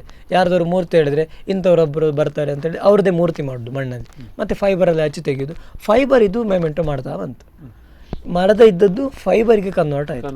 ಹಾಂ, ಹಾಗಾಗಿ ಅದು ಅದರಲ್ಲಿ ಇನ್ನೂ ಹೊಸ ಹೊಸ ಆವಿಷ್ಕಾರಗಳಾಯಿತು ಮಹೇಂದ್ರ ಅವರಿಂದ. ಏನಂದರೆ ಅದಕ್ಕೆ ಯಾವುದು ಬೇಕು ಒಂದು ವಸ್ತುಗಳನ್ನು, ದಂಡಿಗೆಗಳನ್ನು ಆ ಥರ ಕೊಡುವಂಥದ್ದು ಎಲ್ಲ ಒಂದು ಹೊಸತನವನ್ನು ನೀವು ಅಲ್ಲಿ ಸೃಷ್ಟಿ ಮಾಡಿದ್ರಿ. ಇದು ಬಹಳಷ್ಟು ಕಡೆ ಪ್ರಚಾರನೂ ಕೂಡ ಪಡೀತು, ಅಂದರೆ ತುಂಬ ಜನಕ್ಕೆ ಲೈಕ್ ಆಯಿತು. ಮಾಮೂಲಿ ಒಂದನ್ನೇ ನೋಡ್ತಾ ಬಂದವರಿಗೆ ಹೊಸ್ತೊಂದು ಆಯ್ತಲ್ಲ. ಹೊಸ್ತೊಂದಾಯ್ತು ಅಂದರೆ ನಾವು ಹೆಚ್ಚಾಗಿ ಯಾರು ಬಳಸದ ವಸ್ತುಗಳನ್ನೆಲ್ಲ ಬಳಸ್ತಾ ಬಂತು ನಾವು. ಅಂದರೆ ಈಗ ಟಿಕ್ಲಿಗಳನ್ನೆಲ್ಲ ಈಗ ಇದಕ್ಕೆ ಡೆಕೋರೇಷನ್ಗೆ ಯೂಸ್ ಮಾಡ್ತಿದ್ದನ್ನೆಲ್ಲ ನಾವು ಮೆಮೆಂಟೋಗೆ ಯೂಸ್ ಮಾಡ್ತು. ಬೇರೆ ಬೇರೆ ವಸ್ತುಗಳಿಗೆ ಈಗ ಸರ ಬಳೆಗಳಿಗೆ ಯೂಸ್ ಮಾಡ್ತಿದ್ದನ್ನು ಮೆಮೆಂಟಿಗೆ ತಂತು. ಸ್ವಲ್ಪ ನಾವು ಆಚೆ ಈಚೆ ಬದಲಾವಣೆಗಳನ್ನು ಮಾಡ್ತಾ ಅದೊಂದು ಟ್ರೆಂಡಿಗೆ ಬಂತು. ಈಗ ಇನ್ನೊಂದು ವಿಚಾರದ ಬಗ್ಗೆ ನೋಡೋದಾದ್ರೆ, ಇದನ್ನೆಲ್ಲ ಹೊರತುಪಡಿಸಿದ ಮಹೇಂದ್ರ ಒಂದು ಟೈಮ್ನಲ್ಲಿ ಫುಲ್ಲು ರಾಶಿ ಕೂದಲಿಟ್ಕೊಂಡಿದ್ರಿ. ನಿಮ್ಮ ಕೂದಲ ಬಗ್ಗೆನೂ ಬಹಳಷ್ಟು ಕ್ರೇಜ್ ಇದೆ ಸುಮಾರು ಜನಕ್ಕೆ. ಎಷ್ಟೋ ಜನ ಮಕ್ಕಳು ಹತ್ರ ಬಂದು ನೋಡ್ತಾ ಇದ್ರು, ಇದು ರಿಯಲ್ ಹೌದಾ ಅಲ್ಲ ಅಂತ ಅಂದ್ಕೊಂಡು. ಇದು ಕಣ್ಣಾರೆ ನಾನು ನೋಡಿದ್ದೇನೆ. ಬಹುಶಃ ಈ ಕೂದಲಿನ ಕ್ರೇಜ್ ಏಕೆ ನಿಮ್ಗೆ? ಕೂದಲು ನಂಗೆ ಸತ್ಯವಾಗಲೂ ನಂಗೆ ಕೂದಲು ಕ್ರೇಜೇ ಇಲ್ಲ. ಸಣ್ಣಿಂದ ನಾವು ಪೊಲೀಸ್ ಕಟಿಂಗ್ ಮಾಡೋದು ಅಂತ ನಮ್ಮದೊಂದು ಆಸೆ. ಇಲ್ಲಿ ತನಕೊಂಡು ಈ ಮಿಲಿಟ್ರಿ ಅವರೆಲ್ಲ ಕಟ್ ಮಾಡಿದ್ರಲ್ಲ ಅದೇ ಥರ ಪೊಲೀಸ್ ಕಟಿಂಗ್ ಮಾಡೋದು ನಾನು ಸಣ್ಣಿಂದ. ನಂಗೆ ಕೂದಲು ಬಿಟ್ಟು ವಿಷಯನೇ ಗೊತ್ತಿಲ್ಲ. ಯಾವಾಗ ಈ ಮಂಗಳೂರಿಗೆ ನಾ ಹೇಳಿದೆಲ್ಲ, ಸೀನಿಯರೆಲ್ಲ ಚೇಂಜ್ ಮಾಡಿದರು ನನ್ನನ್ನು. ಸ್ವಲ್ಪ ಈ ಥರ ಶೂ ಹಾಕಿ ಮಾರೆ, ಇದು ಹಾಕು, ಬಟ್ಟೆ ಹಾಕು, ಈ ಥರ ಬಾಚಬೇಡ. ಕ್ರೋಪ್ ಬಾಚ್ತಿದ್ದೆ ನಾನು, ಚಂದ ಮಾಡಿ ಎಣ್ಣೆ ಹಾಕಿ ಕ್ರೋಪ್ ಬಾಚ್ತಿದ್ದೆ. ಒಂದು ಇಷ್ಟು ಸಮಯ ಇದ್ದದ್ದು ಮಂಗಳೂರು ನಿಮ್ಮೊಂದು ಬದುಕಿನಲ್ಲಿ ಬದಲಾವಣೆ ಆಯಿತು. ಯಾಕಂದರೆ ನಾವು ಹಳ್ಳಿ ಜನ, ನಾವು ಬಟ್ಟೆಗಳನ್ನು ಹಾಕೋದು ಎಲ್ಲ ಸ್ವಲ್ಪ ಚೇಂಜಸ್ ಇರ್ತದೆ. ಸಿಟಿಗೆ ಬಂದ ಮೇಲೆ ಇಲ್ಲಿನ ಜನರೊಟ್ಟಿಗೆ ನಾವು ಸ್ವಲ್ಪ ಮಿಂಗಲ್ ಆಗಬೇಕು, ಇಲ್ಲ ಸ್ವಲ್ಪ ನಮ್ಮನ್ನು ಬೇರೆ ಕಡೆ ಇಡ್ಬೋದು. ಹಾಗೆ ಬೇಡ, ನಾವೆಲ್ಲರೂ ಗೊತ್ತಿಲ್ಲದ ವಿಚಾರಗಳನ್ನು ತಿಳಿಸ್ತಾ ಇರ್ತೇವೆ. ಹಾಗೆ ಅವರೆಲ್ಲ ಹೇಳಿಕೊಟ್ರು, ಈ ಥರದ್ದು ಹಾಕಬೇಕು, ಈ ಥರ ಬಟ್ಟೆ ಹಾಕಿ, ಈ ಥರ ನಿಂಗೆ ಚೆಂದ ಕಾಣ್ತದೆ ಎಲ್ಲ ಹೇಳಿದ್ರು. ಆಯಿತು. ನಂತರ ಕಾಲೇಜಿಗೆ ನಾ ಸ್ಟಾರ್ಟಿಗೆ ಬಂದಾಗಲೇ ನಮ್ಮ ಕಾಲೇಜಿಗೆ ಪೇಂಟಿಂಗ್ ಆಗಿರಲಿಲ್ಲ. ಸೊ ಪೇಂಟಿಂಗ್ ಒಂದು ಹೊಸ ರೀತಿಯಲ್ಲಿ ಮಾಡುವಂತ ನಾವು ಸೀನಿಯರ್ ಒಟ್ಟಿಗೆ ಸೇರಿ ಪೇಂಟಿಂಗ್ ಎಲ್ಲ ಮಾಡಿತು. ಆವಾಗ ಏನಾಯಿತು, ರಜೆ ಟೈಮ್. ಸೊ ಪೇಂಟಿಂಗ್ ಮಾಡುವಂತ ಆವಾಗ ನಾವು ಒಂದು ತಿಂಗ್ಳುಗಟ್ಟಲೆ ಕಾಲೇಜಲ್ಲೇ ಉಳ್ಕೊಂಡಿದ್ವಿ ನಾವು ಸೀನಿಯರ್ಸ್ ಎಲ್ಲ. ಸರ್ನವರು ಮಧ್ಯೆ ಒಮ್ಮೊಮ್ಮೆ ಬಂದು ನೋಡಿ ಹೋಗೋದು. ಆವಾಗ ನಮ್ಮೆಲ್ಲರ ಪರಿಸ್ಥಿತಿ ಹೇಗೆ ಆಗಿತ್ತಂದರೆ, 1-2 ತಿಂಗಳೆಲ್ಲ ಅಲ್ಲೇ ಇದ್ವಲ್ಲ, ಎಲ್ಲರಿಗೆ ಕೂದಲು ಗಡ್ಡ ಎಲ್ಲ ಒಂದೊಂದು ವಿಚಿತ್ರ ಬಂದಿತ್ತು. ಅಂದರೆ ನಾವು ಹೊರಗಡೆ ಹೋಗಲೇ ಇಲ್ಲ, ಅಲ್ಲೇ ಕೂತ್ಕೊಂಡು ಕೆಲಸ ಮಾಡೋದು ಅಲ್ಲೇ ಮಾಡ್ತಿತ್ತು. ನಂತರ ಒಂದು ದಿವಸ ಬಂದವರು, ನನ್ನ ಕೂದಲು ಫುಲ್ ಕರ್ಲಿ ಆಯ್ತಲ್ಲ, ಇವು ಎಂತಾಯ್ತು ಮಾರಿ, ಇವನಿಗೆ ಎಂತಾಯ್ತು, ಈ ಥರ ಎಲ್ಲ ಆಯ್ತಲ್ಲ ಕೂದಲು. ಇಲ್ಲ ಸರ್, ಅವನು ಕೂದಲು ಹಾಗೆ ಕರ್ಲಿ ಹೇರ್ ಬಿಟ್ಟಿದ್ದ ನಂತರ ಗೊತ್ತಾಯಿತು, ಇಲ್ಲಾಂದರೆ ಸಣ್ಣದು ಕಟ್ ಮಾಡಿದ್ರೆ ಗೊತ್ತಾಗೋದಿಲ್ಲ ಸರ್, ಹೀಗಿರ್ತದೆ ಅಂತ. ಅವಾಗೆಲ್ಲ ಹೇಳಿದ್ರು, ನೀವೊಂದು ಐಡಿಯಾ ಮಾಡಿ, ಹೇಗೂ ನಮ್ದು ಆರ್ಟ್ ಕಾಲೇಜಲ್ಲ, ಸ್ಟೈಲಾಗಿ ಇರಿ, ಹೀಗೆ ಇರಲಿ ಕೂದಲು, ಚೆಂದ ಕಾಣ್ತದೆ ನಿಂಗೆ ಅಂತ ಹೇಳಿದ್ರು. ನಂಗೆ ಮನೇಲಿ ಬೈದ್ರಲ್ಲ ಅಂತೇಳಿ ಅದೇ ಒಂದು ಟೆನ್ಷನ್. ಇರಲಿ, ಚೆಂದ ಕಾಣ್ತದೆ ನೀನು, ಇದ್ರ ಗೊತ್ತಿಲ್ಲ ನಿಂಗೆ ಇದ್ರ ವ್ಯಾಲ್ಯೂ, ಹೀಗೆ ಇರಲಿ ಅಂತ ಹೇಳಿದ್ರು. ಮೋಹನ್ ಸರ್ ಅಂತೇಳಿ ನಮ್ಮ ಡಿಪಾರ್ಟ್ಮೆಂಟ್ ಹೆಡ್ ಅವರು ಹೇಳಿದರು. ಅವ್ರು ಹೇಳಿದಾಗ ಬಿಟ್ಟದೆ ಸೀದಾ. ಆಮೇಲೆ ಒಂದ್ಸಲ ಖ್ಯಾತ ಹಾಸ್ಯಗಾರರು ಸೀತಾರಾಮ್ ಕುಮಾರ್ ಕಟೀಲ್ ನಿಮ್ಮನ್ನು ಕರ್ಕೊಂಡೋಗಿ ಅವ್ರು ಟೋಪನಿಗೆ ಬೇಕಂತ ಕಟ್ ಮಾಡಿಸಿರಂತೆ ಭಾಳ ನೀಟಾಗಿ. ಹೌದು, ಅಂದರೆ ಕೂದಲು ಬಿಟ್ಟೆ ಎಲ್ಲರಿಗೂ ಕ್ರೇಜ್ ಆಯಿತು. ಹೋಗೋರು ಬರೋರೆಲ್ಲ ನನ್ನನ್ನು ನೋಡಿದೆ ಕೂದಲಿಗೆ. ಮೊದಲು ಮಂಗಳೂರಿಗೆ ಯಾರು ನನ್ನ ನೋಡಿದಂತ ಹೆದರಿಕೆ ಆಗಿತ್ತು ನಮ್ಮದು ಇದೆಲ್ಲ ನೋಡಿ. ನಂತರ ಎಲ್ಲರೂ ನಾನು ನೋಡಲಿಕ್ಕೆ ಶುರು ಮಾಡಿದ್ರು. ಎಲ್ಲ ವಿಚಿತ್ರ, ಎಲ್ಲರೂ ಶೇಕ್ ಹ್ಯಾಂಡ್ ಮಾಡೋದು. ನಾವು ಕಾಲೇಜ್ ಬಿಟ್ಟು ಹೊರಗಡೆ ಬಂದಾಗ ಸಕ್ಕತ್ತುಂಟಾಯ್ತಾ ಕೂದಲು ಹೇಳೋದು, ತುಳಲೆಲ್ಲ ಹೇಳೋದು, ಒಂದೊಂದು ಹೇಳೋದು, ಎಲ್ಲರೂ ಶೇಕ್ ಹ್ಯಾಂಡ್ ಮಾಡಿ ಹೋಗೋದು. ನಾನು ಯಾರೋ ದೊಡ್ಡ ಫಿಲ್ಮ್ ಸ್ಟಾರ್ ಇರ್ತಾರೆ ಈಗೆಲ್ಲ ಮಾಡ್ತಿದ್ರು. ಮತ್ತು ಸೂಲಿಬೆಲೆ ಕಾರ್ಯಕ್ರಮಕ್ಕೆ ಹೋದಾಗ ಹೇಳೋದಂತೆ, ಆ ಕೂದಲಿದ್ದವ್ರು ಅವ್ರು ಬರ್ತಾರಲ್ಲ, ಅವ್ರು ಬರ್ತಾರಲ್ಲ ಅಂತ ಹೀಗೆ ಹೇಳೋದಂತೆ. ಅದೊಂದು ಕೂದಲೊಂದು ಸಿಕ್ಕಾಪಟ್ಟೆ ಫೇಮಸ್ ಆಯಿತು. ನಮ್ಮ ಊರಿನಲ್ಲಿ ಒಂದು ಸಲ ಯಕ್ಷಗಾನ ಆಗಿತ್ತು, ಅತಿಥಿ ಕಲಾವಿದರನ್ನೆಲ್ಲ ಕರೆಸಿದ್ವಿ. ಆವಾಗ ಸೀತಾರಾಮ್ ಕುಮಾರ್ ಕಟೀಲ್ ಬಂದರು, ಮತ್ತು ತೀರ್ಥಹಳ್ಳಿ ಗೋಪಾಲಾಚಾರ್ಯರು, ಅವರೊಟ್ಟಿಗೆ ಕೂತ್ಕೊಂಡು ಮಾತಾಡ್ತಿದ್ದೆ ನಾವು. ಮತ್ತೆ ಬಂದರು, ಇವ ಹೊಸ ಕಲಾವಿದ್ನ, ಯಾಕೆಂದ್ರೆ ಅವ್ರ ಮನಸ್ಸಿಗೆ ನಾನು ಯಕ್ಷಗಾನಕ್ಕೆ ಬಂದಿದ್ದೆ ಅಂತೇಳಿ. ಅಲ್ಲ ಮರ, ಅವ ಈ ಊರಿನೇ ಅಂದೇಳಿ. ಹೌದಾ, ಆ ಕೂದಲು ಆ ಟೋಪನೆಲ್ಲ ತೆಗಿ ಮಾರೆ, ಗೊತ್ತಾತಿಲ್ಲ ಯಾರನ್ನು ಗೊತ್ತಾತಿಲ್ಲ ಅಂದರು. ಕೂದಲು ಟೋಪನಲ್ಲ, ಇದು ಒರಿಜಿನಲ್ ಕೂದಲು ಅಂತ ಹೇಳ್ರಿ. ಸುಳ್ಳು ಹೇಳ್ತೀಯ ಅಂದೇಳಿ ಗೊಟ್ಟಿ ಹೇಳೋದು. ಅದು ಸಿಕ್ಕಾಪಟ್ಟೆ ನೋವಾಯ್ತು. ಮತ್ತೆ ಹೇಳಿದ್ರು, ಒರಿಜಿನಲ್ ಕೂದಲು, ಭಾಳ ಖುಷಿ ಆಯ್ತು ಅವ್ರಿಗೆ. ಇಷ್ಟುದ್ದ ಕೂದಲ ಒರಿಜಿನಲ್ಲ, ಭಯಂಕರ ಮಾರ, ಇದು ಹೆಂಗೆ ಬೆಳೆಸ್ದೆ, ಎಂಥ ಗೊಬ್ಬರ ಹಾಕಿದೆ ಎಲ್ಲ ಕೇಳ್ರಿ. ಕಡೆ ಹೇಳ್ದೆ, ಹೀಗೆ ಎಂತ ಇಲ್ಲ, ಒರಿಜಿನಲ್ ನಂಗೆ ಬಂದದ್ದೇ ಹಾಗೆ. ಮತ್ತು ಕೂದಲೆಲ್ಲ ಕಟ್ ಮಾಡೋದಿತ್ತ ಕೇಳ್ರಿ ಈಗ ಸದ್ಯಕ್ಕಿಲ್ಲ ಅಂತೇಳಿ ಹಾಗೆ ಕಟ್ ಮಾಡಿದ್ರೆ ನನಗೆ ಕೊಡು ಮಾರ್ಯ ಯಕ್ಷಗಾನ ಓಪನ್ ಮಾಡಿಸ್ಕೊಂತೆ ನಾನು ಅಂತ ಇರಲಿ ನನ್ನಿಂದ ಇನ್ನೊಬ್ರು ಒಂದು ಕಲಾವಿದರಿಗೆ ಆಗ್ತದೆ ಸುಮ್ಮನೆ ವೇಸ್ಟ್ ಮಾಡೋದು ಬೇಡ ಅಂತೇಳಿ ಮತ್ತು ಅವರು ಒಂದು ದಿವಸ ಬಂದು ನನ್ನ ಕರ್ಕೊಂಡೋಗಿ ಸೆಲೂನಿಗೆ ಕಟ್ ಮಾಡಿ ಕೂದಲೊಂದು ಇಷ್ಟು ಉದ್ದ ಇತ್ತು, ಒಂದು 14-15 ಇಂಚು ಉದ್ದ ಇತ್ತು ಕೂದಲು.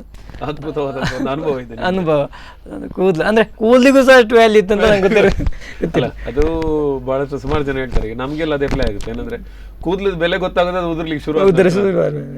ಹಾಂ, ಈ ಮಹೇಂದ್ರ ಅದನ್ನು ಬಿಟ್ಟು ನಾನು ನಿಮ್ಮ ಬಗ್ಗೆ ಇದು ಕೇವಲ ನೀವು ಚಿತ್ರಕಲೆ ಕಲಾವಿದನಲ್ಲದೆ ನೀವು ಶಾರ್ಟ್ ಮೂವಿಗಳಲ್ಲಿ ಮಾಡಿದ್ರಿ. ಹೇಗೆ ಅನುಭವ ಇತ್ತು ನಿಮ್ದು? ಇದು ಅದೇ ಆರ್ಟ್ ಡೈರೆಕ್ಟರ್ ಆಗಿ, ಮೂವಿ ಕೂಡ ಆರ್ಟ್ ಡೈರೆಕ್ಟರ್ ಆಗಿ, ಮತ್ತೊಂದು ಶಾರ್ಟ್ ಮೂವಿಲಿ ಹೀರೋ ಆಗಿ ಹೀರೋಗೆ ಇದು ಏನಂದ್ರೆ ನಾವು ಅದೇ ಚೌತಿ ಹೇಳಿದ್ನಲ್ಲ, ನಂಗೆ ಎಂತ ಶುರು ಅದೀಗ ಚೌತಿಯಿಂದ ಶುರು. ಚೌತಿಯಲ್ಲಿ ನಾವು ಸಣ್ಣ ಪುಟ್ಟ ನಾಟಕಗಳನ್ನು ಮಾಡ್ತಿದ್ವಿ. ಅಂದರೆ ನಮ್ಮ ಗಿರೀಶಾಚಾರ್ಯ ಗುರುಗಳಿದ್ದಾರೆ, ಅವರು ಕೂಡ ಅದ್ಭುತ ಕಲಾವಿದರು. ಅವರು ಖಾಲಿ ಅವ್ರ ಚಿತ್ರಕಲೆ ಮಾತ್ರ ಅಲ್ಲ, ಅವ್ರ ನಾಟಕ ಆ್ಯಕ್ಟಿಂಗ್ ಮಾಡೋದು, ಡೈರೆಕ್ಷನ್ ಮಾಡೋದು ಎಲ್ಲ ಇತ್ತು ಅವ್ರದ್ದು. ಹಾಗೆ ನಮ್ಮ ಕುಂದಾಪುರ ಕನ್ನಡ ಸ್ಟೈಲಲ್ಲೇ ನಾವು ಮಾಡಿದ್ದು ಬಾಳು ಮಕ್ಕಳ ಬೋಳ್ಕಂಡ್ರೆ ಗೊತ್ತಾಗ್ತ ಅನ್ನೋ ಒಂದು ನಾಟಕ. ಅಂದರೆ ಮುಂದೆ ಬಾಳುವ ಮಕ್ಕಳನ್ನ ತಲೆನ ಈಗಲೇ ನೋಡಿದ್ರೆ ಇವ್ರು ಮುಂದೆ ಹೇಗೆ ಬೆಳಿತಾರೆ, ಹೇಗೆಲ್ಲ ಮಾಡ್ತಾರೆ ಅನ್ನೋದು ಸಣ್ಣ ಮಕ್ಕಳು 20 ತಲೆ ನೋಡಿದ್ರೆ ಗೊತ್ತಾಗ್ತದೆ. ಅಂದ್ರೆ ಕೆಲವರು ನೋಡ್ತಾರೆ ಏನಂದ್ರೆ ಮಕ್ಕಳದ್ದು ಚಿಕ್ಕ ಮಕ್ಕಳ ಇದು ಕೂದಲು ನೋಡಿರೋ ಗೊತ್ತಾಗ್ತದೆ ಎಷ್ಟು ಒಳ್ಳೆ ಆಗ್ತದೆ. ಹಾಗೆ ನಮ್ಮ ಕುಂದಾಪುರ ಕನ್ನಡದಲ್ಲಿ ಅದು ಬಾಳು ಮಕ್ಕಳ ಬೋಳ್ಕಂಡ್ರೆ ಗೊತ್ತಾಗ್ತಂತ. ಅದು ನಾನು ಆಗ 4ನೇ ಕ್ಲಾಸಲ್ಲಿ ಇದ್ದಾಗ ಶುರುವಾಯ್ತು. ನಮ್ಮದೇ ಒಂದು 10 ಜನ ಮಕ್ಕಳನ್ನು ಸೇರಿ ಅವರು ಮಾಸ್ಟ್ರ್, ನಾವು 10 ಮಕ್ಕಳು, ಇಷ್ಟೇ ನಾಟಕ, ಒಂದೇ ಸೀನ್, ಒಂದು ಎಷ್ಟು ಸೀನ್ ಇಲ್ಲ, ಒಂದರಲ್ಲೇ ಇಡೀ ನಾಟಕ, 1 ಗಂಟೆ ನಾಟಕ. ಅದು ಎಷ್ಟು ಕ್ಲಿಕ್ ಆಯ್ತು ಅಂದರೆ 25 ಕಡೆ ಶೋ ಆಯ್ತು. 25 ಕಡೆ ಒಮ್ಮೆಲೆ ಚೌತಿಗೆ ಕರ್ನಾಟಕ ರಾಜ್ಯೋತ್ಸವ ಎಲ್ಲದಕ್ಕೂ ಇದಾಯಿತು, ಕನ್ನಡ ರಾಜ್ಯೋತ್ಸವ ಕಾರ್ಯಕ್ರಮ ಎಲ್ಲದಕ್ಕೂ ಆಯಿತು. ಮತ್ತು ಉಡುಪಿದೊಂದು ಯಾವುದೋ ಒಂದು ನಾಟಕದ್ದು ಇದಕ್ಕಿಂತ ಸಹ ನಮ್ದು ಸೆಲೆಕ್ಟ್ ಆಗಿತ್ತು ನಮ್ಮ ಗ್ರೂಪ್. ಮತ್ತು ಆ ಟೈಮಲ್ಲಿ ನಾವು ಶಾಲೆಗೆ ಹೋಗ್ತಿದ್ವಲ್ಲ, ಮಧ್ಯೆ ರಜೆ ಮಾಡಲಿಕ್ಕೆ ಆಗಲಿಲ್ಲ ಅಂತೇಳಿ ಅದು ಬಿಡ್ತು. ಹಾಗೆ ಚೌತಿಗೆ ಒಮ್ಮೆ ಹೀಗೆ ನಾಟಕ ಮಾಡೋದು. ನಂತರ ನಾನು ಹೆಚ್ಚಾಗಿ ಲೇಡೀಸ್ ಆ್ಯಕ್ಟಿಂಗ್ ಮಾಡ್ತಿದ್ದೆ, ಲೇಡೀಸ್ ಪಾತ್ರವನ್ನೇ ಜಾಸ್ತಿ ಹಾಕ್ತಿದ್ದೆ. ಹಾಗೆಲ್ಲ ಮಾಡ್ತಾ ಕಾಲೇಜಿಗೆ ಬಂದ ಮೇಲೆ ನಮ್ಮದೇ ಒಂದು ಟೀಮ್ ಇರ್ತದಲ್ಲ, ಹೇಳಿ ಒಂದು ಶಾರ್ಟ್ ಮೂವಿ ಮಾಡುವ, ಎಂಥವ್ರು ಒಂದು ಮಾಡುವ ಅಂತ. ನಂದು ಕೂದಲಿತ್ತಲ್ಲ, ಕೂದಲು ಇಟ್ಕೊಂಡು ಎಂಥವ್ರು ಮಾಡುವ ಅಂತೇಳಿ ಮಾಡಿದ್ದು. ಅದು ಫಸ್ಟ್ ಮಾಡಿದ್ದು ಜ್ಞಾನೋದಯ ಅಂತೇಳಿ, ಅದರಲ್ಲಿ ನಾನು ಹೀರೋ ಆಗಿ ವರ್ಕ್ ಮಾಡಿದ್ದೆ. ಅದು ಡೈರೆಕ್ಷನ್ ಎಲ್ಲ ಶ್ರೀಕಾಂತ್, ಕಾರ್ತಿಕ್ ಅವರೆಲ್ಲ ಮಾಡಿದ್ದು.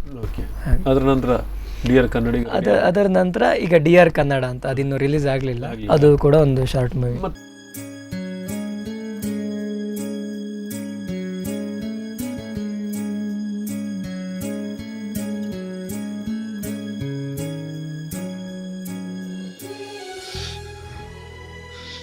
ಏನೆಲ್ಲ ತಪ್ಪು ಮಾಡಿಬಿಟ್ಟೆ.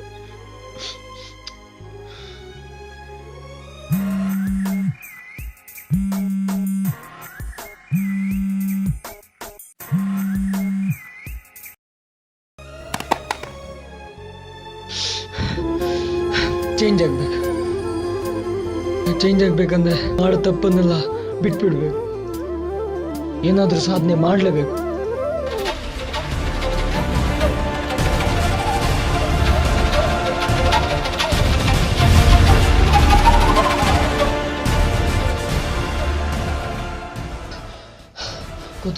ನೀನಂತರ ಯಾವಾಗಾಗೋದು ಅಂತ ಕೇಳ್ತಿದ್ಯಲ್ಲ, ಈ ಕೂದಲು ನೋಡಿ, ನಾನು ನನ್ನ ಲೈಫಲ್ಲಿ ಏನೂ ಮಾಡಲೇ ಇಲ್ಲ.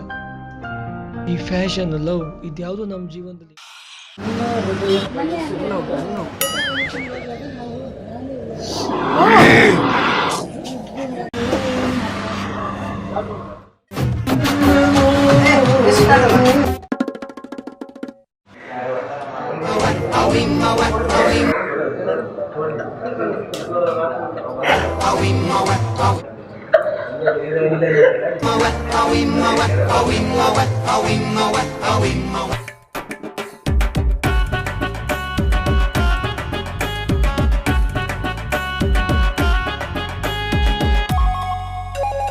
Biar marah.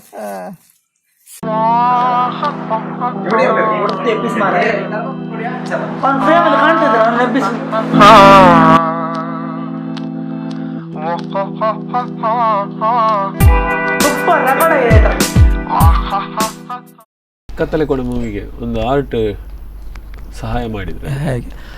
ಕತ್ತಲೆ ಕೋಣೆ ಮೂವಿ ಅಂತ ಹೇಳಿದ್ರೆ ಅದು ನಾನು ಹೀಗೆ ಚಿತ್ರ ಬಿಡ್ತಿರುವಾಗ ಯಾರೊಬ್ಬರು ನೋಡಿದಂತೆ, ಇಂಥವ್ರೊಬ್ರು ಇದ್ದಾರೆ ಹಾಗೆ ಹೀಗೆ ಅಂತೇಳಿ. ಅದರಲ್ಲಿ ಅಶ್ವಥ್ ಆಚಾರ್ಯ ಅಂತೇಳಿ ಒಬ್ಬರಿದ್ದಾರೆ.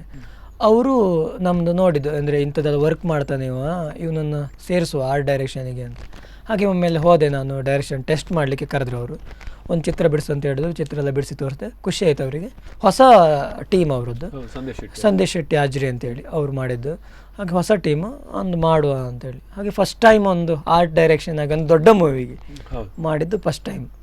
ಅಂದ್ರೆ ಏನೂ ಗೊತ್ತಿಲ್ಲ, ಏನೋ ಎಲ್ಲ ಹೊಸ ರೀತಿ ಚಾಲೆಂಜ್ ಆಗಿ ತಗೊಂಡು ಮಾಡಿದ್ದು. ಮತ್ತು ನನಗೆ ನಿಮ್ಮ ಟೀಮ್ನ ಬಗ್ಗೆ, ಮಂಗಳೂರು ಟೀಮ್ನ ಬಗ್ಗೆ ಬಹಳಷ್ಟು ಗೌರವ ಇದೆ ನನಗೆ. ಹೌದು, ಯಾಕಂದರೆ ಇದುವರೆಗೆ ತಿಳಿದ ಮಟ್ಟಿಗೆ ಏನಂದರೆ ಎಲ್ಲೋ ಹೋಗಿ ಹೊರಗಡೆ ಹೋಗಿ ಹೋದ ಮಕ್ಕಳು ಒಂದು ಸೇರಿದ ಕೂಡ ಬೇಡದ ಕೆಲಸಗಳಿಗೆ ಜಾಸ್ತಿ ತಲೆ ಓಡಿಸ್ತಾ, ಸಮಯ ಹಾಳು ಮಾಡ್ತಾ, ಗೊತ್ತು ಗುರಿ ಇಲ್ಲದೆ ಒಟ್ಟಾಗಿ ಇರ್ತಾರೆ ಅನ್ನೋದು ಅಪವಾದಗಳು ಸಾಕಷ್ಟು ಇವೆ. ಕೆಲವು ಅಂತ ಘಟನೆಗಳು ನಡೆದಿದೆ. ಅದರಲ್ಲಿ ಮಂಗಳೂರಿನ ನಿಮ್ಮ ಕಾಲೇಜ್ ಇದೆ ಏನೋ, ನೀವು ಒಂದು ಹಾಸ್ಟೆಲ್ ಅಲ್ಲಿ ಇದ್ರೆ, ಆ ಹಾಸ್ಟೆಲ್ ಅಲ್ಲಿ ಇದ್ದಾಗ ನಿಮ್ಮ ಒಂದು ಕೂಟ ಇದೆಯಲ್ಲ, ಒಬ್ಬೊಬ್ರು ಕೂಡ ಅದ್ಭುತ ಪ್ರತಿಭಾ ಅಂತ.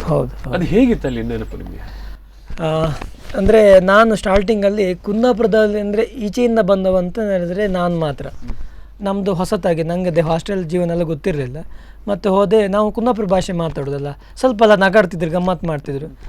ಮತ್ತು ಎಂತ ಮಾಡೋದು, ನಂಗೆ ಅದು ಒಂದೊಂದ್ಸತಿ ಒಂಥರ ತುಂಬ ಬೇಜಾರಾಗ್ತಿತ್ತು. ಎಂತ ಮಾಡೋದು, ನಂಗೆ ಕರೆಕ್ಟಾಗಿ ಇವರೊಟ್ಟಿಗೆ ನಂಗೆ ಮಾತಾಡಲಿಕ್ಕೆ ಗೊತ್ತಿಲ್ಲ, ಎಂತ ಮಾಡೋದು ಅಂತ. ಆವಾಗ ನಾನು ಒಂದು ಐಡಿಯಾ ಮಾಡಿದೆ, ಏನಂದರೆ ಆರ್ಟ್ನವರಿಗೆ ನಮ್ದು ಹೆಚ್ಚಾಗಿ 12 ಗಂಟೆ ಮೇಲೆ ವರ್ಕ್ ಸ್ಟಾರ್ಟ್ ಆಗೋದು. ನಮ್ದು ಬೆಳಿಗ್ಗೆಲ್ಲ ಹೆಚ್ಚಾಗಿ ತಿರುಗ್ತಾ ಇರೋದು ನಾವು.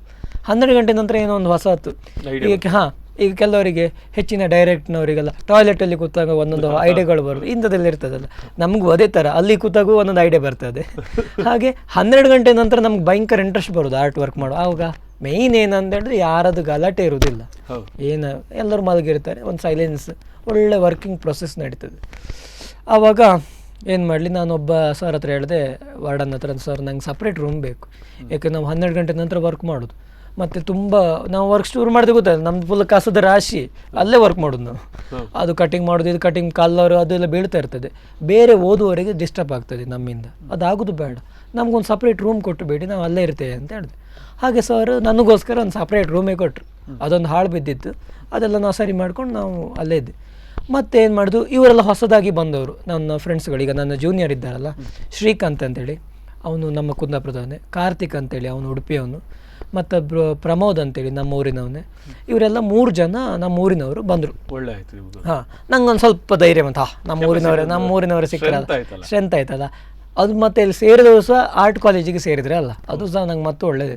ಮತ್ತು ಸರ್ ಹತ್ರ ಹೇಳಿದೆ, ಸರ್ ನಾವು 4 ಜನ, ಒಂದು ರೂಮಲ್ಲಿ 4 ಜನ ಇರಬೇಕಂತ ಅವಕಾಶ ಇದೆ ಆ ವಾರ್ಡನಲ್ಲಿ, ಹಾಸ್ಟೆಲಲ್ಲಿ.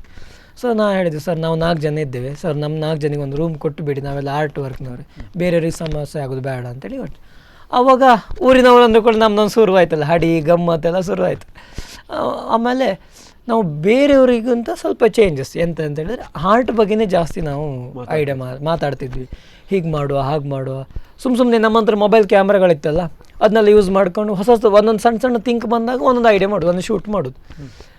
ಫಸ್ಟು ನಾವು ಮಾಡಿದ್ದು ಇದರಲ್ಲಿ, ಒಬ್ಬನಿಗೆ ಹುಷಾರಲ್ಲಿ ಮಲ್ಕೊಂಡಿದ್ದ ನಮ್ಮೂರಿನವ, ಅವನನ್ನು ಸುಮ್ಮನೆ ಆಪ್ರೇಷನ್ ಥರ ಮಾಡೋದು ಅಂತೇಳಿ ಎಲ್ಲ ಮಾಡಿ, ಎಷ್ಟು ಗಂಟೆಗೆ ಎಲ್ಲ ರಾತ್ರಿ 2 ಗಂಟೆ ಮೇಲಿದ ಕತೆ ಇದು. 2 ಗಂಟೆ ನಂತರ ಒಂದು ಶೂಟಿಂಗ್ ಥರ ಮಾಡೋದು ಎಂತೆಲ್ಲ ಮಾಡಿ, ಅಷ್ಟು ಒಂದು ಅರ್ಧ ಗಂಟೆ 3 ಗಂಟೆ ಮೂವಿ ಮಾಡಿತ್ತು.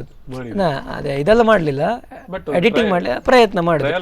ಸುಮ್ಮನೆ ಒಂದು ಇಯರ್ಫೋನನ್ನು ನಾನು ಟೆತಸ್ಕೋಪ್ ಅಂತೇಳಿ ಅದು ಮಾಡಿ, ಹೀಗೆ ಸುಮ್ಮನೆ ಏನು ಹೊಸ ಹೊಸ ಐಡಿಯಾಗಳು, ಶಾಂಪೂ ಬಾಟ್ಲನ್ನು ಗ್ಲೂಕೋಸ್ ಅಂತೇಳಿ ಮಾಡಿ, ಹೀಗೆಲ್ಲ ಮಾಡಿ ಒಟ್ಟಾಸೆ ಮಾಡಿತ್ತು. ಹಾಗೆ ನಂತರ ಅಂದರೆ ಹೀಗೆ ಹೊಸ ಹೊಸ ಐಡಿಯಾಗಳು, ಹೀಗೆ ಮಾಡುವ, ಹಾಗೆ ಮಾಡುವ. ಮೋದಿಯವರು ಇದು ಬ್ಯಾನ್ ಮಾಡಿದ್ರಲ್ಲ, ಅಮೌಂಟ್ ನೋಟ್ ಬ್ಯಾನ್ ಮಾಡಿದ್ರಲ್ಲ, ಆ ಟೈಮಲ್ಲಿ ಕೂಡ ಒಂದು ಶಾರ್ಟ್ ಮೂವಿ ಮಾಡಿದ್ರು. ಅವರಲ್ಲಿ ನೋಟ್ ಬ್ಯಾನ್ ಮಾಡಿದ ನ್ಯೂಸ್ ಬರುವಾಗ ನಮ್ದು ಇಲ್ಲಿ ರೆಡಿ ಆಗ್ತಿತ್ತು ಅದ್ರ ಬಗ್ಗೆ ಐಡಿಯಾಗಳೆಲ್ಲ. ಹೀಗೆ ನಂತರ ಇಷ್ಟೆಲ್ಲ ಮಾಡ್ತಲ್ಲ, ಒಂದು ಕ್ಯಾಮ್ರಾ ತೊಗೊಂಡು ವರ್ಕ್ ಮಾಡುವ, ಇದೆಲ್ಲ ಮೊಬೈಲ್ ಕ್ಯಾಮ್ರಾ ಆಯಿತು, ಒಂದು ಕ್ಯಾಮ್ರಾ ತೊಗೊಂಡೆ ವರ್ಕ್ ಮಾಡುವ ಅಂತ ಅದೇ ಫಸ್ಟ್ ಮಾಡಿದ್ದೆ ಜ್ಞಾನೋದಯ ಅಂತೇಳಿ. ಓಕೆ, ಅದರೊಟ್ಟಿಗೆ ಅಲ್ಲಿನ ಎಲ್ಲ ಒಂದು ಇರ್ಬೋದು, ಏನೇ ಆ್ಯಡ್ಗಳಿಗೆ ಬೇಕಾಗಿ ನೀವು ಮಾಡಿದಂಥ ಕ್ರಿಯೇಟಿವಿಟಿಗಳು ಭಾಳಷ್ಟು ಪ್ರಸಿದ್ಧಿಯನ್ನು ಪಡೆಯಿತು ಅಂತ ನನಗೆ ಗೊತ್ತಿದೆ. ಅಂದರೆ ಕಾರ್ತಿಕ್ ಅಂತ ಇದ್ದಾನೆ, ಅವನು ಕಾರ್ತಿಕ್ ಅಂತ ಹೇಳಿದ್ರೆ ಅವನು ಈ ಥರ ಎಕ್ಸ್ಟ್ರಾ ಟ್ಯಾಲೆಂಟ್. ಅವನು ಈ ಆ್ಯಡ್ ಮೂವಿಗಳನ್ನೆಲ್ಲ ಅವನು ಸಖತ್ ಮಾಡ್ತಾನೆ, ವರ್ಕ್ ಮಾಡ್ತಾನೆ. ಶ್ರೀಕಾಂತ್ ಅದಕ್ಕೆ ಬೇಕಾದ ಎಡಿಟಿಂಗ್ ಒಳ್ಳೆ ಮಾಡ್ತಾನೆ. ನಮ್ದೆಲ್ಲದು ಒಂದಕ್ಕೊಂದು ಕನೆಕ್ಷನ್. ನನಗೆ ಒಬ್ಬೊಬ್ಬರು ಇದ್ದಾರೆ, ಅವ ಕಂಪ್ಯೂಟ್ರಲ್ಲಿ ಏನು ಮಾಡ್ತಾನೆ ಅದನ್ನು ನಾವು ಹ್ಯಾಂಡಾಗಿ ನಾವು ಮಾಡಿಕೊಡ್ತೇನೆ ಫಸ್ಟಿಗೆ, ಇನ್ನೊಬ್ಬ ಅದಕ್ಕೆಲ್ಲ ರೆಡಿ ಮಾಡಿ ಕೊಡ್ತಾನೆ. ಒಟ್ಟಾರೆ ನಾವು 4 ಜನದೊಂದು ಟೀಮ್ ಉಂಟಲ್ಲ, ಅದೊಂಥರ ನಮ್ಮದು ಕೈ ಮುಷ್ಟಿ ಕಾಣೋದು. ಅಂದರೆ ಎಲ್ಲದಕ್ಕೂ ಸೈ ನಾವು ಹೇಗೆ ವರ್ಕ್ ಮಾಡ್ತಿದ್ವಿ ಅಂತ ಹೇಳಿದ್ರೆ, ಎಲ್ಲಿ ಹೋಗಿದ್ರು ನಾವು 4 ಜನ ಒಟ್ಟಿಗೆ ಒಂದು ಕಾಲೇಜಲ್ಲಿ ಊಟಕ್ಕೆ ಹೋಗೋದರ ಒಟ್ಟಿಗೆ ಲಾಸ್ಟಿಗೆ ಒಂದು ವರ್ಕ್ ಮಾಡೋದರ ಒಟ್ಟಿಗೆ ನಾವು 4 ಜನ ಸೇರಿ ಇಷ್ಟೊಳಗೆ ತುಂಬ ವರ್ಕ್ ಮಾಡಿದ್ದೇವೆ, ತುಂಬ ಅಂದರೆ ತುಂಬ ವರ್ಕ್ ಮಾಡಿದ್ದೇವೆ. ಹಾಗೆ ಅದೊಂದು ನನಗೆ ಭಾಳ ಅದನ್ನು ಬಿಡಲಿಕ್ಕೆ ಆಗೋದಿಲ್ಲ ಅಂತ ಟೀಮ್ ಅದು. ಹೌದು. ಈಗ ಹೇಗೆ ಅನಿಸ್ತಾ ಇದೆ ಅಂದರೆ ಬಹಳಷ್ಟು ಲಾಕ್ಡೌನ್ನಿಂದ ಕಲಾವಿದರಿಗೆ ಬಹಳಷ್ಟು ದೊಡ್ಡ ಪೆಟ್ಟು ಬಿದ್ದಿದೆ. ಅಂದರೆ ನಮ್ಮ ಕಲಾವಿದರು ಅಂತಲ್ಲ ಎಲ್ಲ ವಿಭಾಗಕ್ಕೂ ಬಿದ್ದಿದೆ. ಆದರೆ ಕಲಾವಿದರಿಗೆ ಸೀಸನ್ ಅಲ್ವಾ, ಸೀಸನ್. ಹೌದು. ನಮಗೆ ಮಾರ್ಚ್ ಅಂದರೆ ಜನವರಿ ಫೆಬ್ರವರಿ ಸೀಸನ್ ಸ್ಟಾರ್ಟ್ ಆಗುತ್ತೆ. ಹೌದು. ನಮ್ಗೆ ಹೋದ ಇಡೀ ಸೀಸನೇ ಹೋಯ್ತು. ಈ ಟೈಮಲ್ಲಿ ಬಹಳಷ್ಟು ಕಷ್ಟಗಳಾಗಿದೆ ಅಂತ ಅನಿಸ್ಕೊಳ್ತೇವೆ. ಇದು ಪ್ರಪಂಚಕ್ಕೆ ಬಂದಂಥ ಒಂದು ಸಮಸ್ಯೆ, ನಾವೇನು ಮಾಡಲಿಕ್ಕೆ ನಮ್ದಂತ ಹೇಳಲಿಕ್ಕೆ ಆಗ್ತಿಲ್ಲ. ಆದರೆ ಕಲಾವಿದನಿಗೂ ತುಂಬ ಕಷ್ಟ ಆಯಿತು. ಈಗ ಏನಂತ ಹೇಳಿದ್ರೆ ಕಲಾವಿದರ ಬದುಕಂತ ಹೇಳಿದ್ರೆ ನಮ್ಮದು ಚಿತ್ರಕಲೆ ಏನಿದೆ ನೋಡಿ, ಅದು ಬೇಕೇ ಅಂತ ಅನ್ನುವಂಥ ಕಲೆ ಅಲ್ಲ. ಅದು ಈಗ ಒಂದು ಅನಿವಾರ್ಯತೆ ಅಲ್ಲ. ಈಗ ಮರದ ಕೆಲಸ ಅಂತ ಹೇಳಿದ್ರೆ ಮರದ ಕೆಲಸ ಬೇಕಿ, ಒಂದು ಮನೆ ಅಂತ ಆದಮೇಲೆ ಒಂದು ಮರದ ಬಾಗಿಲು ಬೇಕಿ, ಹಾಗಾಗಿ ಒಂದು ಮರದ ಕೆಲಸ ಇರ್ತದೆ. ಒಂದು ಸೆಂಟ್ರಿಂಗ್, ಒಂದು ಕಾಂಕ್ರೀಟ್ ಕೆಲಸ ಅಂದರೆ ಒಂದು ಈಗ ಹೆಚ್ಚಾಗಿ ಎಲ್ಲರೂ ಸ್ಲ್ಯಾಬ್ ಮನೆ ಮಾಡೋರು, ಬೇಕಿ ಒಂದು ಮನೆ ಅನ್ನೋದು ಬೇಕಿ. ಅವ್ರಿಗೆಲ್ಲರಿಗೂ ಒಂದು ಆ ಕೆಲಸಗಳೆಲ್ಲ ಏನಿದೆ ಅನಿವಾರ್ಯತೆ, ಅದು ಬೇಕೇ ಆಗುವಂಥ ಕೆಲಸಗಳು. ಹಾಗೆ ನಮ್ಮದು ಚಿತ್ರಕಲೆಗೆ ಬಂದರೆ, ಎಲ್ಲ ಕೆಲಸ ಮಾಡಿದಂಥ ಚಿತ್ರಕಲೆಗೆ ಬಂದರೆ ಇದು ಬೇಕೇ ಅಂತ ಏನಿಲ್ಲ. ಅವರಿಗೆ ಇಂಟ್ರೆಸ್ಟ್ ಇದ್ದರೆ ಮಾತ್ರ, ನಮ್ಮದೆಲ್ಲವೂ ಅಗತ್ಯ ಇದ್ದರೆ ಮಾತ್ರ ಬರುವಂಥ ಕಲೆ. ಹಾಗಾಗಿ ನಾವು ಇದು ಅಗತ್ಯ ಇದ್ದರೆ ಮಾತ್ರ ಬಳಸ್ಕೊಂಡ್ರೆ ನಾವು ಬದುಕುದು ಹೇಗೆ? ಕಲಾವಿದರು ಬದುಕಬೇಕಂದ್ರೆ ಏನು ಮಾಡಬೇಕು? ಅವರಿಗೆ ಇಂಟ್ರೆಸ್ಟನ್ನು ತರಿಸ್ಬೇಕು. ಆವಾಗ ನಾವು ಹೊಸ ರೀತಿಯಲ್ಲಿ ಪ್ರಯತ್ನ ಮಾಡಬೇಕು. ಎಲ್ಲರಿಗಿಂತ ನಮ್ದು ಅಗತ್ಯ ಇರುವ ಕಲೆ ಅಲ್ಲ, ಚಿಂತನೆ ಮಾಡಬೇಕು. ಅಂದರೆ ಅವರಿಗೆ ಆಸಕ್ತಿಯನ್ನು ಹುಟ್ಟಿಸ್ಬೇಕು. ನಾವು ಅದಕ್ಕೇನು ಮಾಡ್ತಿದ್ವಿ, ನಾವು ಡ್ರಾಯಿಂಗ್ ಕ್ಲಾಸನ್ನು ಮಾಡೋದು ಮಕ್ಕಳಿಗೆ. ಇಂಥದ್ದೊಂದು ಕಲೆ ನೋಡಿ, ಈಗ ಹೆಚ್ಚಾಗಿ ಎಲ್ಲ ಫೀಲ್ಡಲ್ಲೂ ಕೂಡ ಎಲ್ಲ ಕೆಲಸ ಕಾರ್ಯದಲ್ಲೂ ಕೂಡ ಚಿತ್ರಕಲೆ ಬೇಕೇ. ಒಂದೀಗ ಪೊಲೀಸ್ ಕೆಲಸ ಆದರೂ ಕೂಡ ಒಂದು ಯಾರೊಬ್ಬ ಕಳ್ಳನನ್ನು ಎಕ್ಸ್ಪ್ಲೈನ್ ಮಾಡಿದರೆ ಅವನೊಬ್ಬ ಕಲಾವಿದ ಇರ್ತಾನೆ. ಒಬ್ಬ ಇಂಜಿನಿಯರ್ ಆದರೂ ಕೂಡ ಫಸ್ಟ್ ಪ್ಲ್ಯಾನಿಂಗಿಗೆ ಒಬ್ಬ ಕಲಾವಿದ ಬೇಕು. ಒಂದು ಡಾಕ್ಟರ್ ಆದರೂ ಕೂಡ ಇಂಥದ್ದೊಂದು ವರ್ಕ್ ಮಾಡಬೇಕಂತ ಹೇಳಿದ್ರೆ ಫಸ್ಟ್ ಒಬ್ಬ ಕಲಾವಿದ ಬೇಕು. ಹೀಗೆ ಎಲ್ಲ ಫೀಲ್ಡಲ್ಲೂ ಒಂದು ಕಲೆ ಅನ್ನೋದು ಇದ್ದೇ ಇರ್ತದೆ. ಆದರೆ ಏನಾಗ್ತದೆ, ನಮ್ಮದೊಂದು ಸಪ್ರೇಟಾಗಿ ತಗೊಂಡಾಗ ನಾವು ಅಗತ್ಯ ಇಲ್ಲ ಅಂತ ಆಗ್ತದೆ. ಅದಕ್ಕೆ ನಾವೇನು ಮಾಡಬೇಕು, ಇಂಟ್ರೆಸ್ಟ್ ಕೊಡಬೇಕು. ಈಗ ಸ್ಟೇಜ್ ಶೋಗಳನ್ನು ಮಾಡೋದು, ಇದ್ರ ಬಗ್ಗೆ ಆಸಕ್ತಿ ಹುಟ್ಟಿಸೋದು, ಮಕ್ಕಳಿಗೆ ಚಿತ್ರಕಲೆಯಲ್ಲಿ ಕಲಿಸಿಕೊಡೋದು, ಬೇರೆ ಬೇರೆ ಬೇರೆ ಬೇರೆ ಮತ್ತು ಮನೆಗಳಿಗೆ ಹೊಸದಾಗಿ ಅಲಂಕಾರ ಮಾಡೋದು, ಗೋಡೆ ಮೇಲೆ ಚಿತ್ರ. ಮೊದಲು ಗೋಡೆ ಮಾಮೂಲಿ ಸಾಕು, ಪೇಂಟ್ ಹೊಡೆದ್ರೆ ಸಾಕು ಅಂತ, ಅದ್ರ ಮೇಲೆ ಸುಣ್ಣ ಬಳೆದ ಸಾಕು. ಅದಕ್ಕೇನೋ ಒಂದು ಕಲರ್ ಚೇಂಜ್ ಮಾಡೋದು, ಏನೋ ಒಂದು ಚಿತ್ರ ಬಿಡ್ತಾನೆ, ಏನೋ ಒಂದು ಹೊಸದಾಗಿ ಏನೋ ಬಂತು.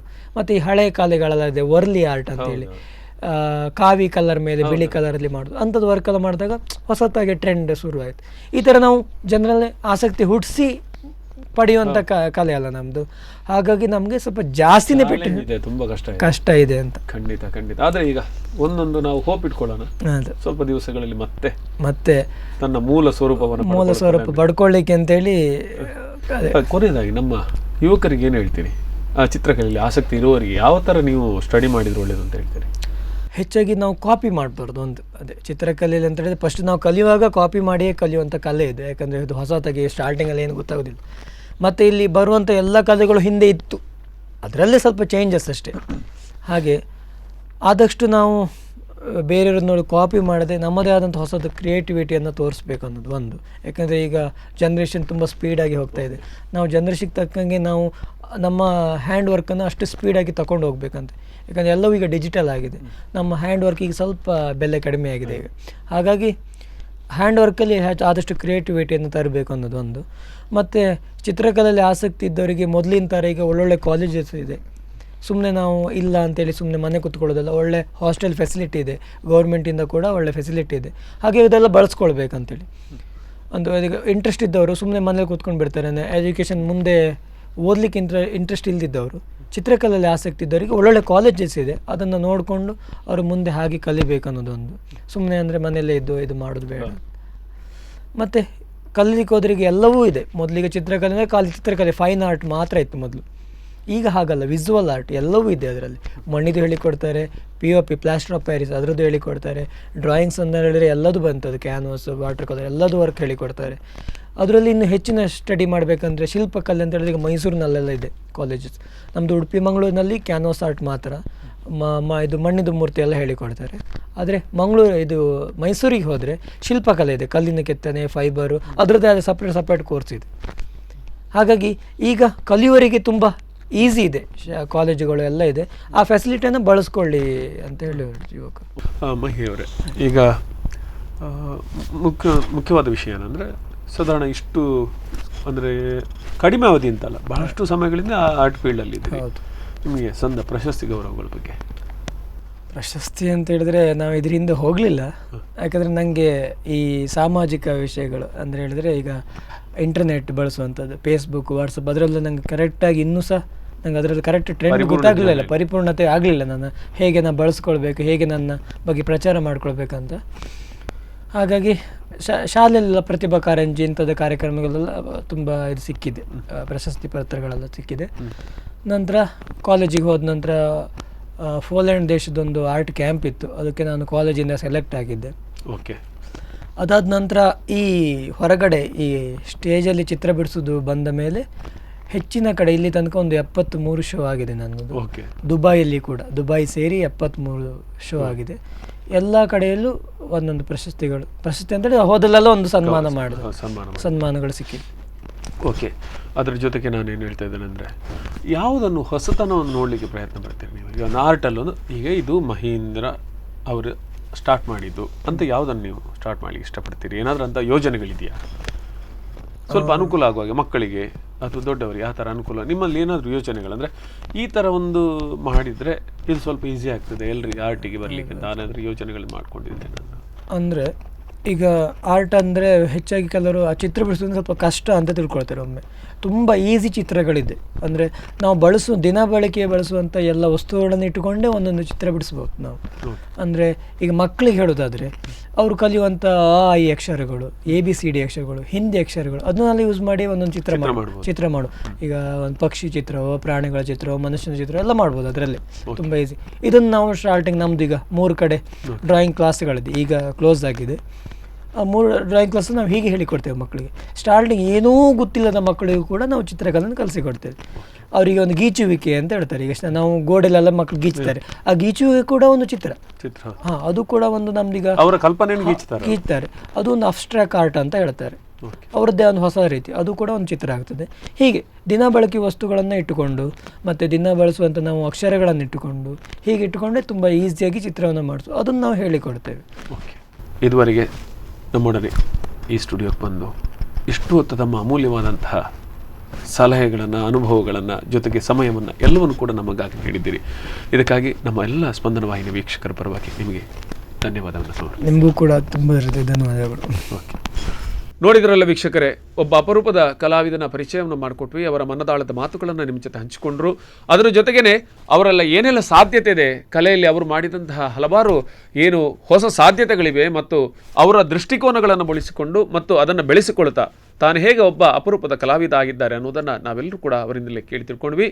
ಇದು ಈ ಹೊತ್ತಿನ ಕಲಾವಿದ ಸರಣಿ ಕಾರ್ಯಕ್ರಮದ ನೂತನ ಸಂಚಿಕೆ ಕಲಾಮಹಿ. ಇದನ್ನು ಇಲ್ಲಿ ಮುಕ್ತಾಯಗೊಳಿಸ್ತಿದ್ದೇವೆ. ಸುದ್ದಿ ಮತ್ತು ಮನೋರಂಜನೆ ನೋಡ್ತಾ ಇರಿ ಸ್ಪಂದನ.